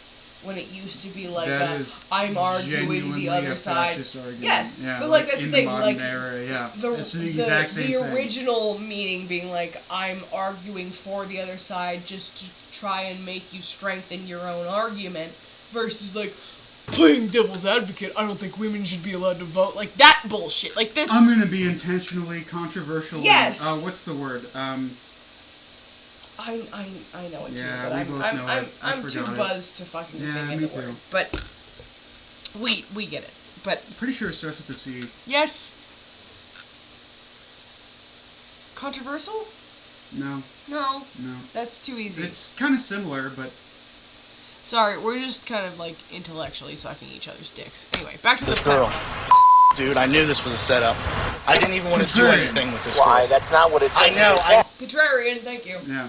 Anyway. Well, because I was trying to impress the girl. You're trying to impress a... Child! Not just a girl. Child. Girl child. 14-year-old girl. I don't know what I was thinking, sir. I'll tell you what you're thinking about having sex with a 14-year-old I swear to God, He's literally flailing his arms around. He's genuinely one of my favorites because you can tell one of his parents, if not both, like, spoiled the shit out of him. So now he just thinks if you show physical signs of regret, that it gets you out of the consequences of an action. Is this a physical sign of regret? Well, I mean, just the way that he's like, I don't know what I was thinking. You know what I mean? Like, you just reminded me of the Family Guy fucking wacky Wacky waving inflatable arm flailing tube man, wacky waving inflatable arm flailing tube man, wacky waving inflatable arm flailing tube man. Yes. Sorry, that's like one of my most autistic flexes. I can say that without fucking it up. But I remember seeing it on the show when I was a kid and being like, "Oh, I've seen those." I also love crudely painted, not so funny plywood cut out folk art. But like that one's not as well known. Is it Ed and Eddie? That's Ed and it's Eddie? no. That's also Family Guy. It's the same joke. Is it It's making just fun of Ed and Eddie? I don't think You're so. talking about a 2x4 with the crudely drawn Not face. plank. No. Oh. Okay, I don't know. I don't know my pop culture. Well, no, I mean, that was just a different reference to what I was talking about. So you know some pop culture. I'm getting there. He's too much of a I'm getting nerd to, like, engage in, like, normal pop culture for the era that he grew up in. So, like, I've had to teach this grown man a lot of references from the eras that he should have known them that he does not know. But I love it about you, because you're a dork, and it's the best. Give me a smooch. Thank you. Anyway, back to the pedophile. It wasn't. Please, officer. He seems to think I'm with law enforcement. Honestly, that's my favorite genre of predator, is the predator who, like, openly thinks that Chris is part of law enforcement. There's something weirdly extra funny about it, because it's like, haha, stupid, he's not even a cop, and I know that, and you don't. Like, it's dumb, but I still think it's funny. You'll learn soon enough that I'm not a cop. You've been asking your cat. You said you're not a cop or something, are you? Because I was so worried about all this. Yeah, because you were doing something illegal, motherfucker! And I don't Why know. were you so worried? Because I've just been really depressed lately. I don't know what I was thinking. So. That's another favorite excuse of mine, is that the pedophile is depressed, so he was willing to talk to a child. I've been clinically depressed for most of my life. I've never groomed or tried to molest a child. It's almost like those things don't correlate at all. The only mental illness that has any correlation with abusing a child is the mental illness that includes a distinct lack of empathy. So antisocial personality disorder, you know, yes, shit because like that. If you know what that is, why would you inflict it on another person? Exactly. Just on, like, the base level. Exactly. Not only, like, the fact that, like, children are too, like, unmatured enough as people to understand, like, the drastic, horrid thing that's happening to them.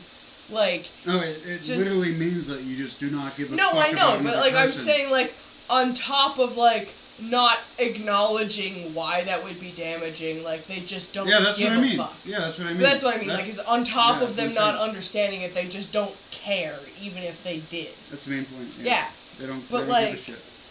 I know I said all that stupid about having sex and stuff like that. Yeah, exactly! It's literally all they fucking do. Please, officer. I've only had... Sir, please. Sir, I'm a white man. I'm a white man. Don't you see me? Do you see my receding hairline? It's 2007 and I'm clearly Caucasian. Please let me go. Sex with one girl in my life. I wouldn't have... That makes you even more lame, motherfucker! You went from one adult, at least the same age range as you, girl, to a child. You're a fucking quadruple loser. Go fuck yourself. Felt comfortable doing it. Every day I can't sleep because I've been thinking, this is stupid, John. Do you know how much trouble this? Why would you sleep with a 14-year-old girl? And that's why... Yeah. Why would you sleep with a 14-year-old girl? It's a quenching? Sorry. It's a question that should answer itself. For, like, every obvious reason. Wrong. Immoral. Oh, bye, Mad Cracker. Sorry, Mad Cracker is peacing out. Bye, Mad Cracker. Chat. Thanks for hanging out. Thank you, because I haven't been paying attention this time. I'm sorry. But can't blame me, because I'm drunk. I weren't drunk yet. I never wanted to. It's disgusting. I know, but... Yeah, and you still fucking showed up at this house you shouldn't have known the location of. Doesn't square with what you said and what you did. I do not want to be ruined for my... I wanted to go to college and everything. I want to go for sports broadcasting or journalism. You want to be a television reporter. We went to a local co-op, like, collaborative thing this morning, and I got Girl Scout cookies, and we've already, destroyed this fucking s'mores. I've never had one before. They're so... I had Thin Mints and Samoans, which yes, I love both of them. which are the other two that I got, but Chris had never had the s'mores Girl Scout cookies. Oh, it's so good. They fucking slay. And the last three are mine. Yeah, whoever's actually leaving, I don't know if it's Kingpin. It's Madcracker. Madcracker. Yeah, I don't know who if both of you are leaving or just Madcracker, but whoever's leaving, bye. Thanks for hanging out. Yes. Have you ever been on TV before? No. Well, this is one of those good news, bad news situations, John. That's one of my favorite things, is when Chris has the opportunity to, like, dunk on the pedos, he does do it. Because he's like, you ever heard of Dateline NBC? And the guy's like, no. And he's like, well, this is one of those good news, bad news situations. I'm Chris Hansen with Dateline NBC, and we're doing What About To Catch a Predator. Please tell me you're not. Please. I would never. Please tell me you're not. Please. Let me just Macaulay. Where's my camera? Which please tell me you're not. Please. Like, it's so bad. Never do anything like this. You already did it! Never do it. Well, who do you blame? Right now. Myself. He's currently doing For being so stupid. I make several attempts to get the man to leave, So, like I said, you're welcome to leave. but he won't budge. No point. There's no point going anywhere. This was the stupidest mistake I've. Please walk away from my part of the beach so you can be arrested by law enforcement, please. Ever made in my life. Finally, after much prompting, he gets up and starts to leave the beach, only to be... Of all the shit that goes on with each encounter on To Catch a Predator, trying to convince the pedophile to actually, like, leave the filming area, I feel like would be the part I would struggle with the most. Being like, please get up and go away so you can get arrested. Like, just trying to convince the person. I feel like you don't even have to convince them because they're all pussies. So once they know what's going on, they start running. I mean, most of the time, yes, but a lot of them also, the other realization they make is, as long as I'm sitting here, I'm not being arrested. So then they don't want to get up because like they're afraid of like the actual like consequence of being arrested.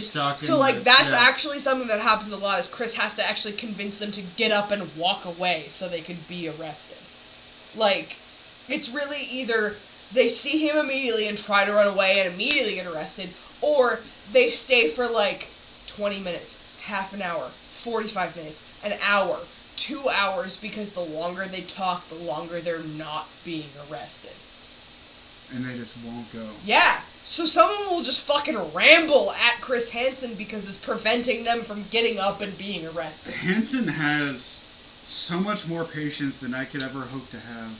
Well, I mean, I understand why, though, because, like, you never know what weird fucking thing they're gonna say that's gonna result in good, like, TV airtime. You know? So, like, I would also, like, if they weren't willing to, like, to get up, I would milk that, too.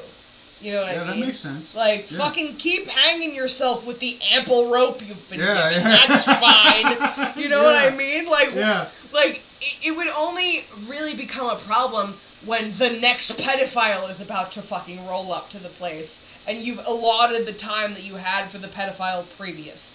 You know what I mean? Because that happened earlier in the episode. That's why you get all the like twofers and that's why you get the twofers, is because somebody is still rambling while the next guy is showing up and walking in. Like, that's the crossover. Is like the previous pedophile knows what happens when they get up, so they don't want to get up, so they just keep fucking yapping. So like you've got to convince them to get up, walk away, and go outside to be arrested. Like that's why sometimes it fucking takes a while for one of the pedos to get up. Is because they know that it's like, as soon as I fucking walk out of this house, I'm going to jail. So they just keep talking to like buy themselves more time. because they really somehow don't think that eventually they will be kicked out of the house, or out of the room at the very least, and will have to face more consequences than being on TV. Like, that's the thing that I honestly think is, like, actually pretty fascinating, is, like, this is the way time goes. You cannot sit in a singular position forever. And they are in such deep denial that they've convinced themselves that as long as they keep saying something, they won't be forced to leave. And they can just stay in that moment of, like, caught but not punished forever. Like, indefinitely. Yes, thank you. I almost said inevitably, which is not a word. But, that's the thing. It's just this, like... Yeah, I get it. You know, it's that desperation of, like, please, I don't want the next step of this thing that I was about to do. So... He's stopped in his tracks by glass, police from the Ocean County Prosecutor's Office, and he seems to know what to do. As our investigation... He fucking just, like, fucking stop, drop, shut it down. I can't. He just, like, fucking just was ready. Just in the immediately. That's really funny to me. Continues, men arrive loaded with gifts. You were going to give her a 13-year-old girl a bra from Victoria's Secret. You were going to give a 13-year-old girl the unreleased script to The Last Jedi, A New Hope. Or whatever the fuck. I don't even remember. The Force Awakens, that's what it was. That's what episode 9 was. I really... Obviously not relevant at all. I had high hopes for that trilogy when it came out, and I was so quickly disappointed. And I say that as somebody who still cried at the end of The Last Jedi, but... You were going to give her a webcam, and you were going to give her candles.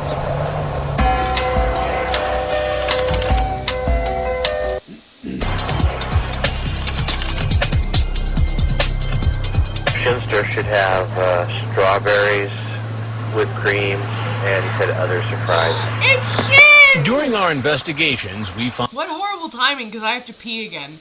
Potential predators can be pretty generous. I will be back as fast as I can. Bathroom break. Glad you can make it. This man is a regular Santa Claus. This is one you should pay attention to.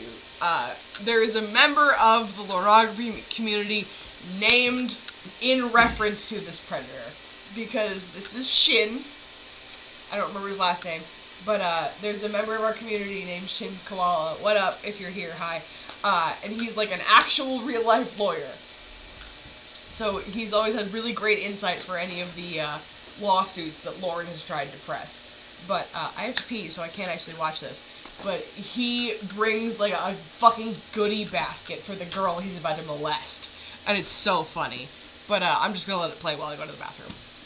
What'd you bring me? Well, I got the strawberries. Oh, perfect. Yeah. And here's the surprise. A surprise? Oh, thanks. Hope you like koala bears. Yeah, thank you. He's 36-year-old Thomas Shin, here to meet the 12-year-old girl he was chatting with online. It was really a decoy from perverted justice. Oh, wow. He wanted to give me a high five, but I kind of completely dissed him, and he was like, oh, okay, maybe not. Using the screen name Shinster007, he talks about kissing her passionately and guesses what that might lead to. Kiss you down your neck, undress you, and caress your sweet breasts and kiss them too. Oh, really? Yeah, I'd get undressed too. And he's got more surprises for our decoy. And I brought a, I don't know, DVD, because there's like some singers on here that I think you might like. Oh, cool. Yeah. But there was something he didn't bring. He says he will on his next visit. Did you bring any condoms or anything?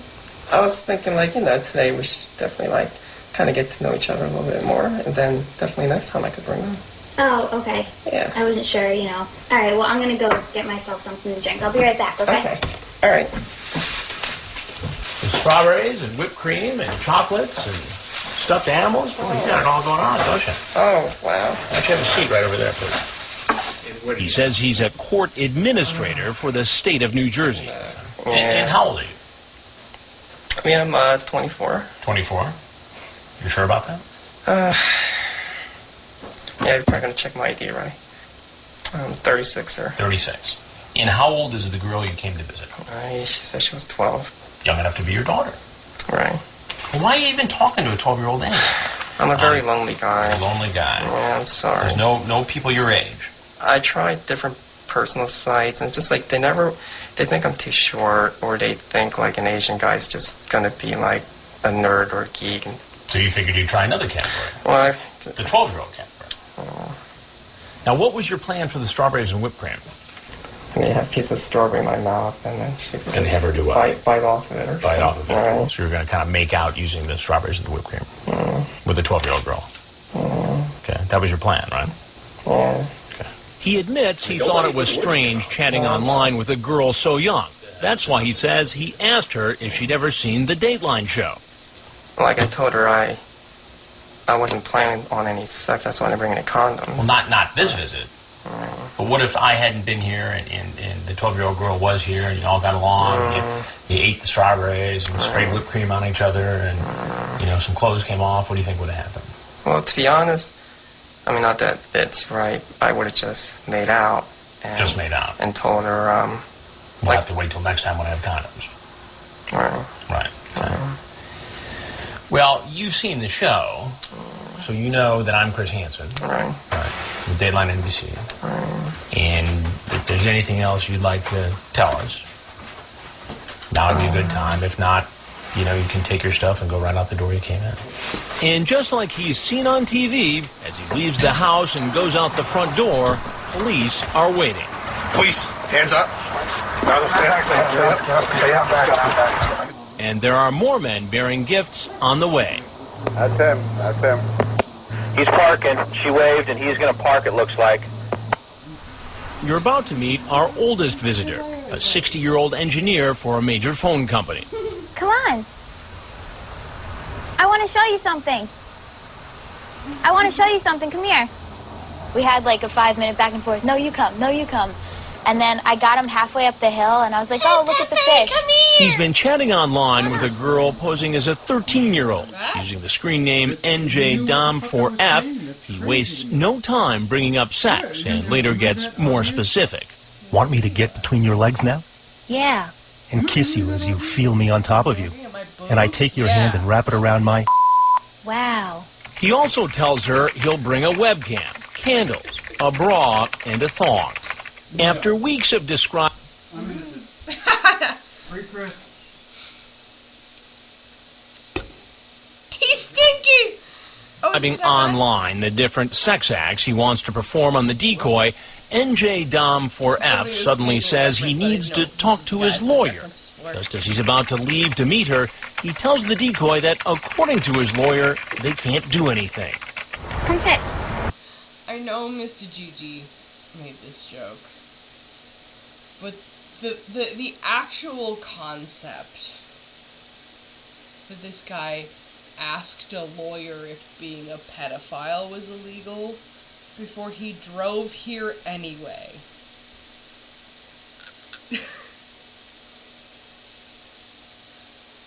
At my most insecure and unsure and lacking confidence just in general, I would never ask a question this stupid. People just come on the beach, it's fine. Anyway, I gotta go. Come on. It's okay.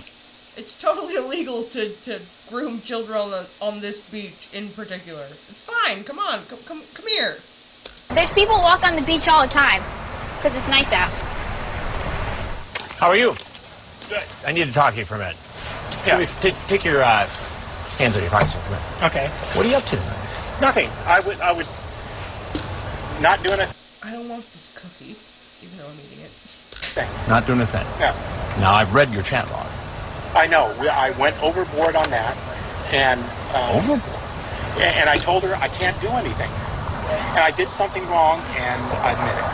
And I checked into it. I can't do anything with her. I told her that. What do you mean you checked into it? I talked to a friend lawyer. Oh, you talked to a lawyer? Yeah, I'm not going to get in trouble with any young girl. You're not. You talk in great and graphic detail about being naked together or performing specific sex acts.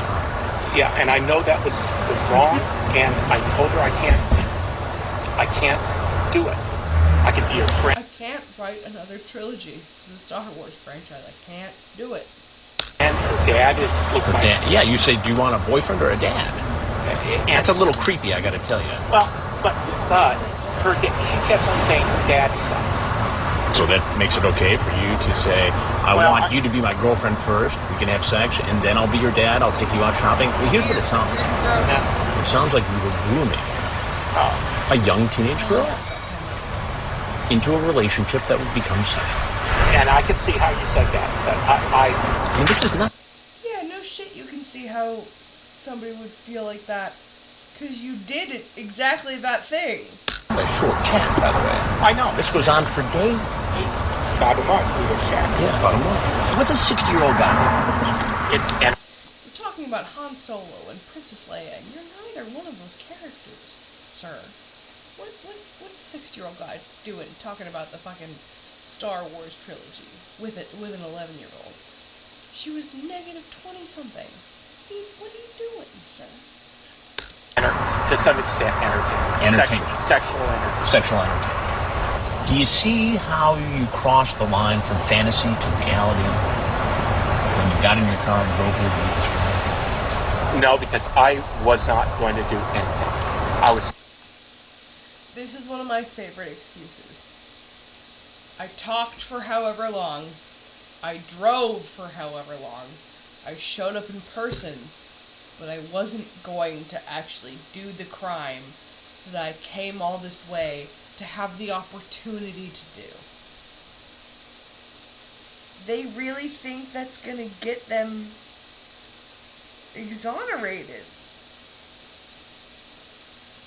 I don't know. I was that bargaining desperation phase, but like, what? To be a friend, and that was a friend. A 60-year-old man was going to be a friend after saying, I'm hard, and do you want to feel me between your legs? What kind of a friend is that? Well, a friend that wasn't going to do anything. Grooming predator. Well, did you bring condoms? No, absolutely not. I can't. But he does admit to bringing a lot of other things. You brought a webcam. And what else is in the car? I got candles. I set up candles. And I got the bra that she... A bra? Right. I know it looks bad, but...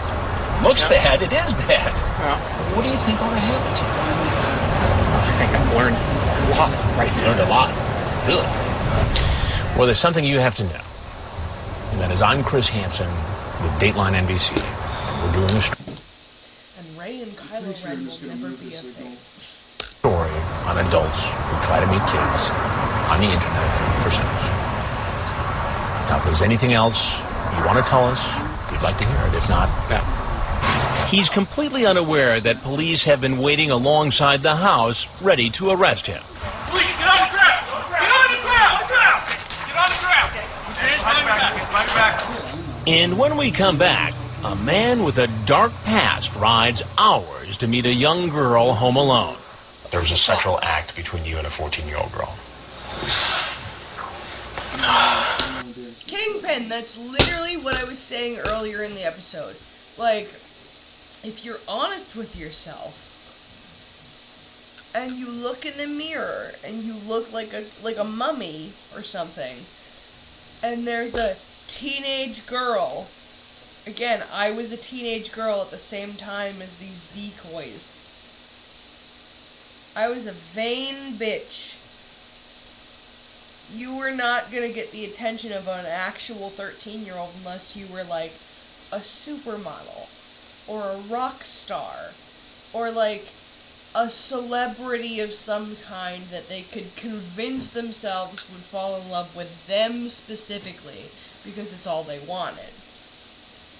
These fucking Joe Schmoes just really have convinced themselves that they are even passable looking enough to lure in not just a woman, but a prepubescent child.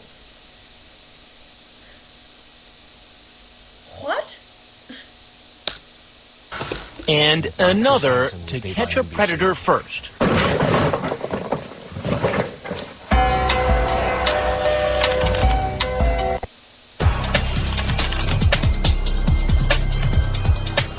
3.5 days, men have been showing up at our beach house at the Jersey Shore. Get down! Get down! And one after the other, they've been... Can I get a ride home? Oh, Malik. I would hardly have remembered you if it wasn't for Wes. Arrested by officers from the Ocean County Prosecutor's Office. There seems to be a compulsion with these folks, and I don't think that they improve with age. Tom Kelleher is the Ocean County Prosecutor. He says these men won't get off easy. They've been charged with 2 second-degree crimes, luring and attempted sexual assault, which makes them eligible for anywhere from 5 to 10 years in prison, but they're also going to be classified as Megan's offenders. I agree, Outdoor Loser. I mean, from Lauren alone, we know that narcissism is clearly a factor in pedophilia, to some degree. But, like, in general, that's what makes the most sense. Like, legitimately. Because, like...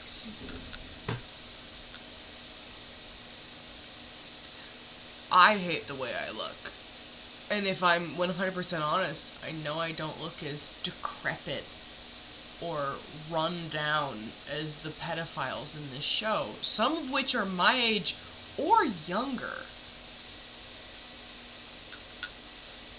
Like, what? I don't know. To honestly face yourself in a mirror every day when you're one of the dudes who was caught on this show and genuinely think you would be youthful or attractive enough, or some combination of the two, to lure in a child.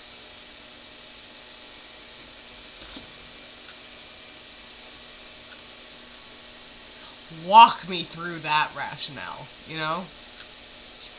Oh, could you? Thank you. But, like, you know what I mean? Like,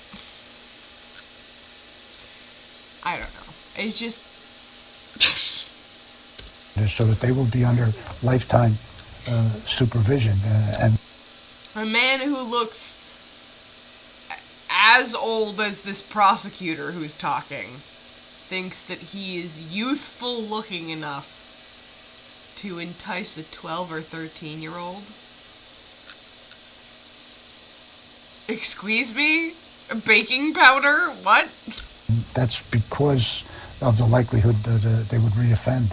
Which leads us to our next visitor. We know before he ever drives up to the house that 36-year-old Todd Lewis is a registered sex offender. Yeah. He's driven 6 hours. This is one that I feel like also gets really overlooked. This man already had like a full-blown conviction. Like, is already a registered sex offender and came back.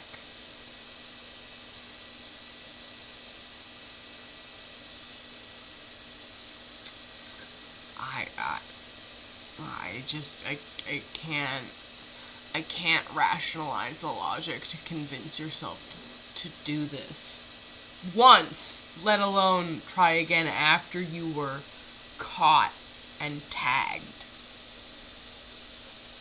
I don't know. From Pennsylvania. Come on in, thanks. How was your trip? And he's representing my state, yeah. No. I've always wanted to go on a motorcycle. I was thinking about that. Were you? Yeah. Wow. He's been chatting with a decoy posing as a 14-year-old, Wow. calling himself Wow, PS3 Player 178. He tells the girl PS3 Player 178. This is why I'm an Xbox bitch. Haha. I know Slothcat, if you're still in here, he always gives me shit for playing Xbox. I'm an OG Xbox baby. I can't change my loyalties now. The only other, like, TV plug-in system I ever played was a fucking Sega Genesis, so, like, I'm an Xbox baby. You know what I mean? Like, it's... I can't. The 3 times in my life I've ever played a PlayStation, they were all just for VR. Like, and it was just playing Moss, because that game is fucking adorable. But Anyway. Oh, he'd love it if she gave him oral sex. His girlfriend never did it. And in return, he offers to treat her. Well, if Please, child, give me a blowjob. My adult girlfriend never did so. I don't fucking know. if I would use my fingers and Chris literally got up and went to bed because he just couldn't handle any more fucking pedophiles. Like, yes, Hexbox. Thank you, Slothcat, for roasting me yet again. Slothcat used to DM me bullying messages, making fun of me for playing on my Xbox. And I still will, because it's all I got. Well, that's not true. I also have a Steam account, but, like, you know. tongue would be just like sex, but softer. Might be cool. He later makes a Putting gas to get there and back again. startling admission. He tells the decoy he's been caught before meeting a minor for sex.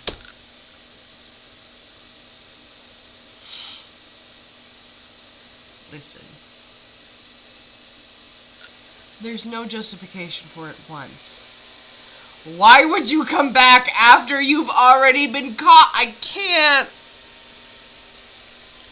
can't wrap my head around that.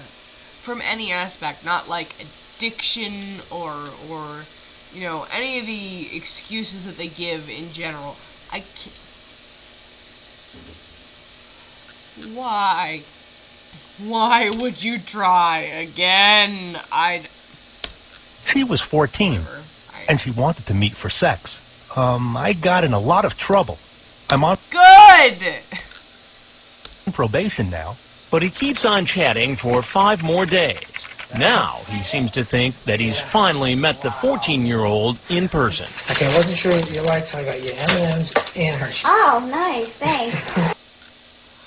Why are you killing us? Do you want me to go get you some milk for your brownies? Hit 0 to stop flirting with the underage teen. Exactly! That would be good. Yeah, that's also a huge part of it. Outdoor loser. Like, obviously from like an adult perspective, I understand like why that is like the most natural label, but it's also like you've already been labeled as that kind of monster. Why would you risk that again? You know what I mean? Like, I don't know. That's the thing that blows my mind is like the guys who have already been caught once and they're trying again just as shamelessly. Like, I don't know. Okay, I'll be right back. Are you always so polite? Yeah? How's it taste? Are you always so polite? Now, what were you doing coming here, Tom? I was just taking the weekend off, that's all. Just taking the weekend off. Who am I talking to? Can I at least ask you that? Well, I'll get to that in just a minute. Now, you've been down this path before, right? Yes. And tell me about that case. No, I won't. I've got the picture right here of you from the Megan's Law website. That's you, right? Yes. Okay. What were you convicted of? I love that Chris spells it out that plainly. From the Megan's Law. I'm more buzzed than I'd like to be. From the Megan's Law website. That's you, right? Because you've already done this before? With a real child, not a fake one? It says sexual assault here. Correct. In 2003, he pleaded guilty to sexually assaulting a... That's the thing that pisses me off the most about it, Ice Truck Killer. Thriller. Sorry, I keep doing that.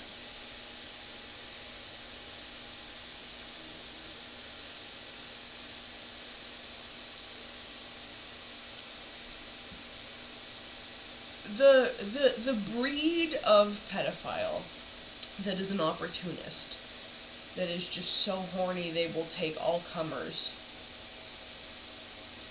is almost worse to me, because it's like, so you had adult women as an option and you still went for the children. Because in my mind, then you can't even argue that you were just desperate and lonely. Because there are adult women that are desperate and lonely. I used to be one. Like, you can't pretend it just stems from, like, a hole in your heart or some... There's no rational logic that turns you into a pedophile. It just doesn't exist. Like, it just doesn't exist. So, like, the idea that it happened with a real person, they got caught, got sentenced, are on a registry, and then try again,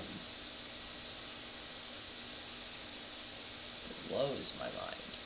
Like, it's something I can't conceive of a rationale to make that a possibility, let alone the definitive outcome of a person's life.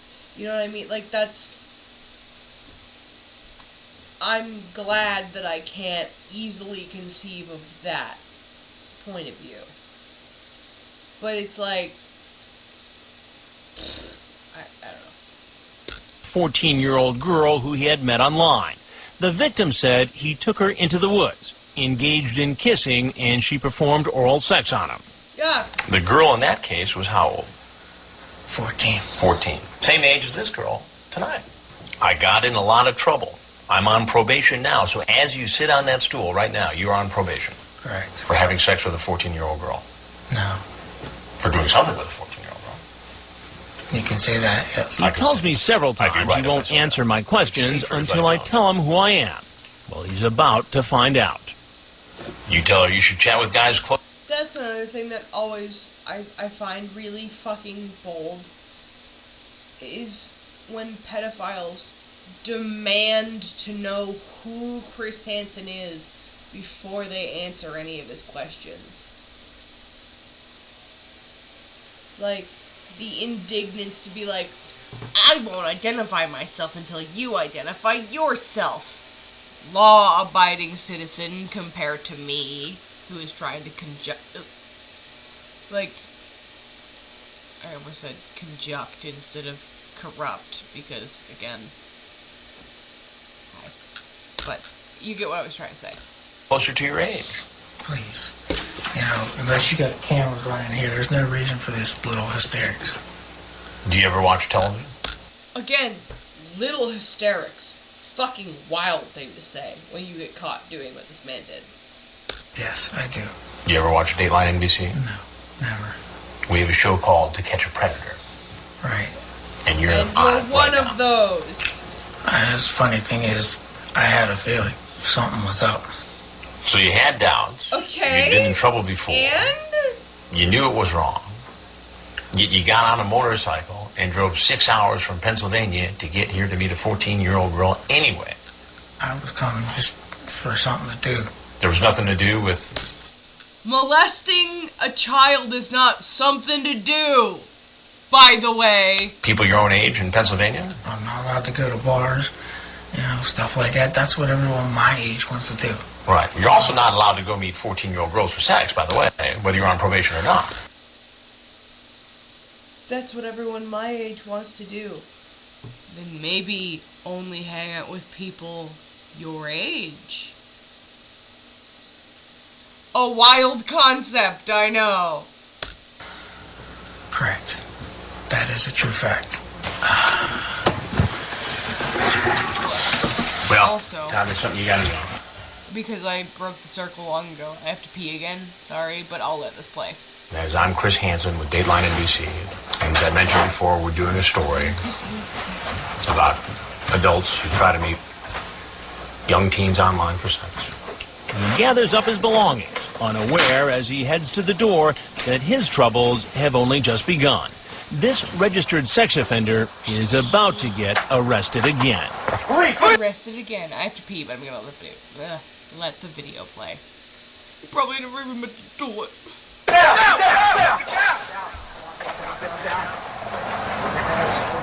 And there's one more potential predator we'd like you to meet. That's 37-year-old Kazuo Akutsu knocking on our door. Hey, I'm glad you made it. Yeah, I know. He's been chatting online for more than a week with a decoy posing as a 14-year-old.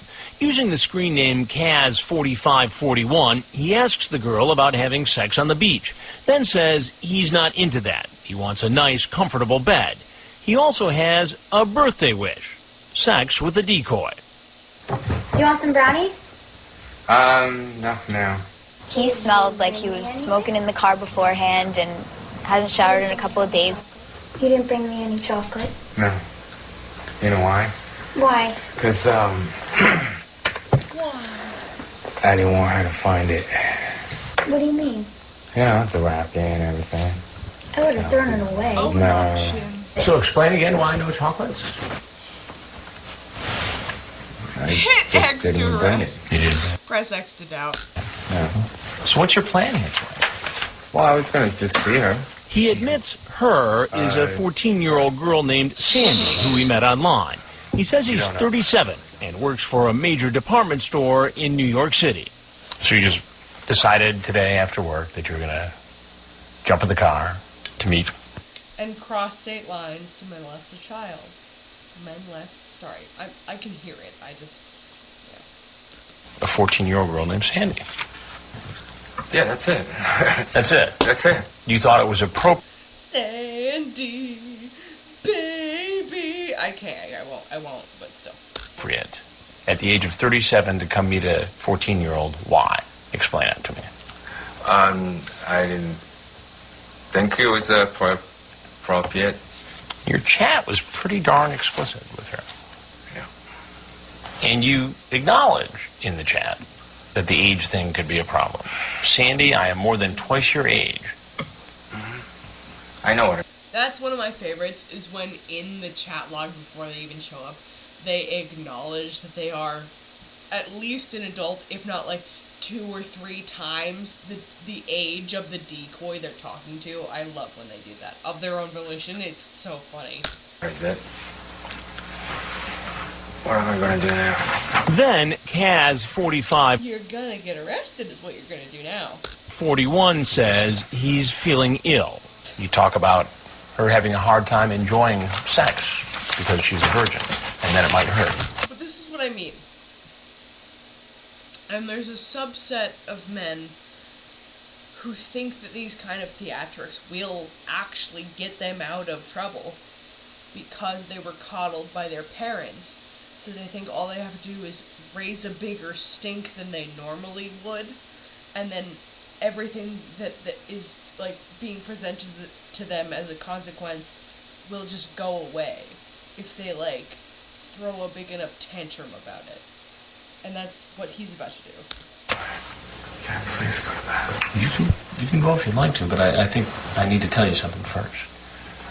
And I'm Chris Hansen with Dateline NBC, and we're doing a story on adults who try to meet kids online for sex.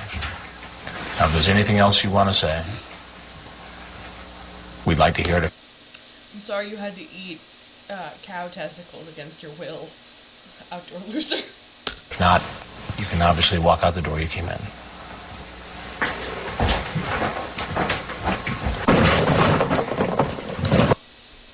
I will say this, from being fucked up myself and seeing other people fucked up at shows and stuff, if he's faking, that's a believable fake. If he's not, that's equally as funny. So, it doesn't really matter. We call for an EMT who comes in and examines him. It turns out to be nothing serious. Yeah, he's clammy. He's definitely... Come on, let's get up to your feet. Just your head. If you have to drag me to jail against my will, it won't count later on, right? I still don't get that. Alright. He's escorted. Lord, when Jamie told him he was pregnant with Will's baby. Accurate, though. Except Lauren would have been screaming as he bashed his head into the bar. Out of the house and is later arrested. Lieutenant Neville says he recovered pretty quickly. Brought him back to the police department, had a medic at the police department. These fucking Matrix sunglasses need to go. I know this was in 2006 or 7, but they never looked good. Not in 99, not in 2000, not for the extended period that was the early 2000s. That style of sunglass never looked good on anyone. You always looked like an alien. Past, present, or future. That monitored his blood pressure and heart rate and pulse, and pretty much was cleared to go back to the jail. Later, he goes before a judge and his bail is set. Your bail is set at $50,000 with no 10% eligibility. As the operation wraps up, there are a total of 28 men who've been arrested and charged with a felony. So far, 2 have been indicted. Most of the men have not had a chance to make a plea. All the others have pleaded not guilty. How you apply for that program. You'll find a complete online safety guide for parents and children. You cannot tell me Chris did not go to a fucking tanning booth before this episode. What the fuck is this? What is this fucking masked Avenger that he's doing? On our website, dateline.msnbc.com. Thanks for joining us. I'm Chris Hansen. For all of us at NBC News, good night. Alright, that's where we're going to end the stream tonight. Thank you all for hanging out. I genuinely appreciate everybody who came. Oops, hang on. Came to hang out. I'm gonna just. Boop. Chris has already given up on the stream for the night.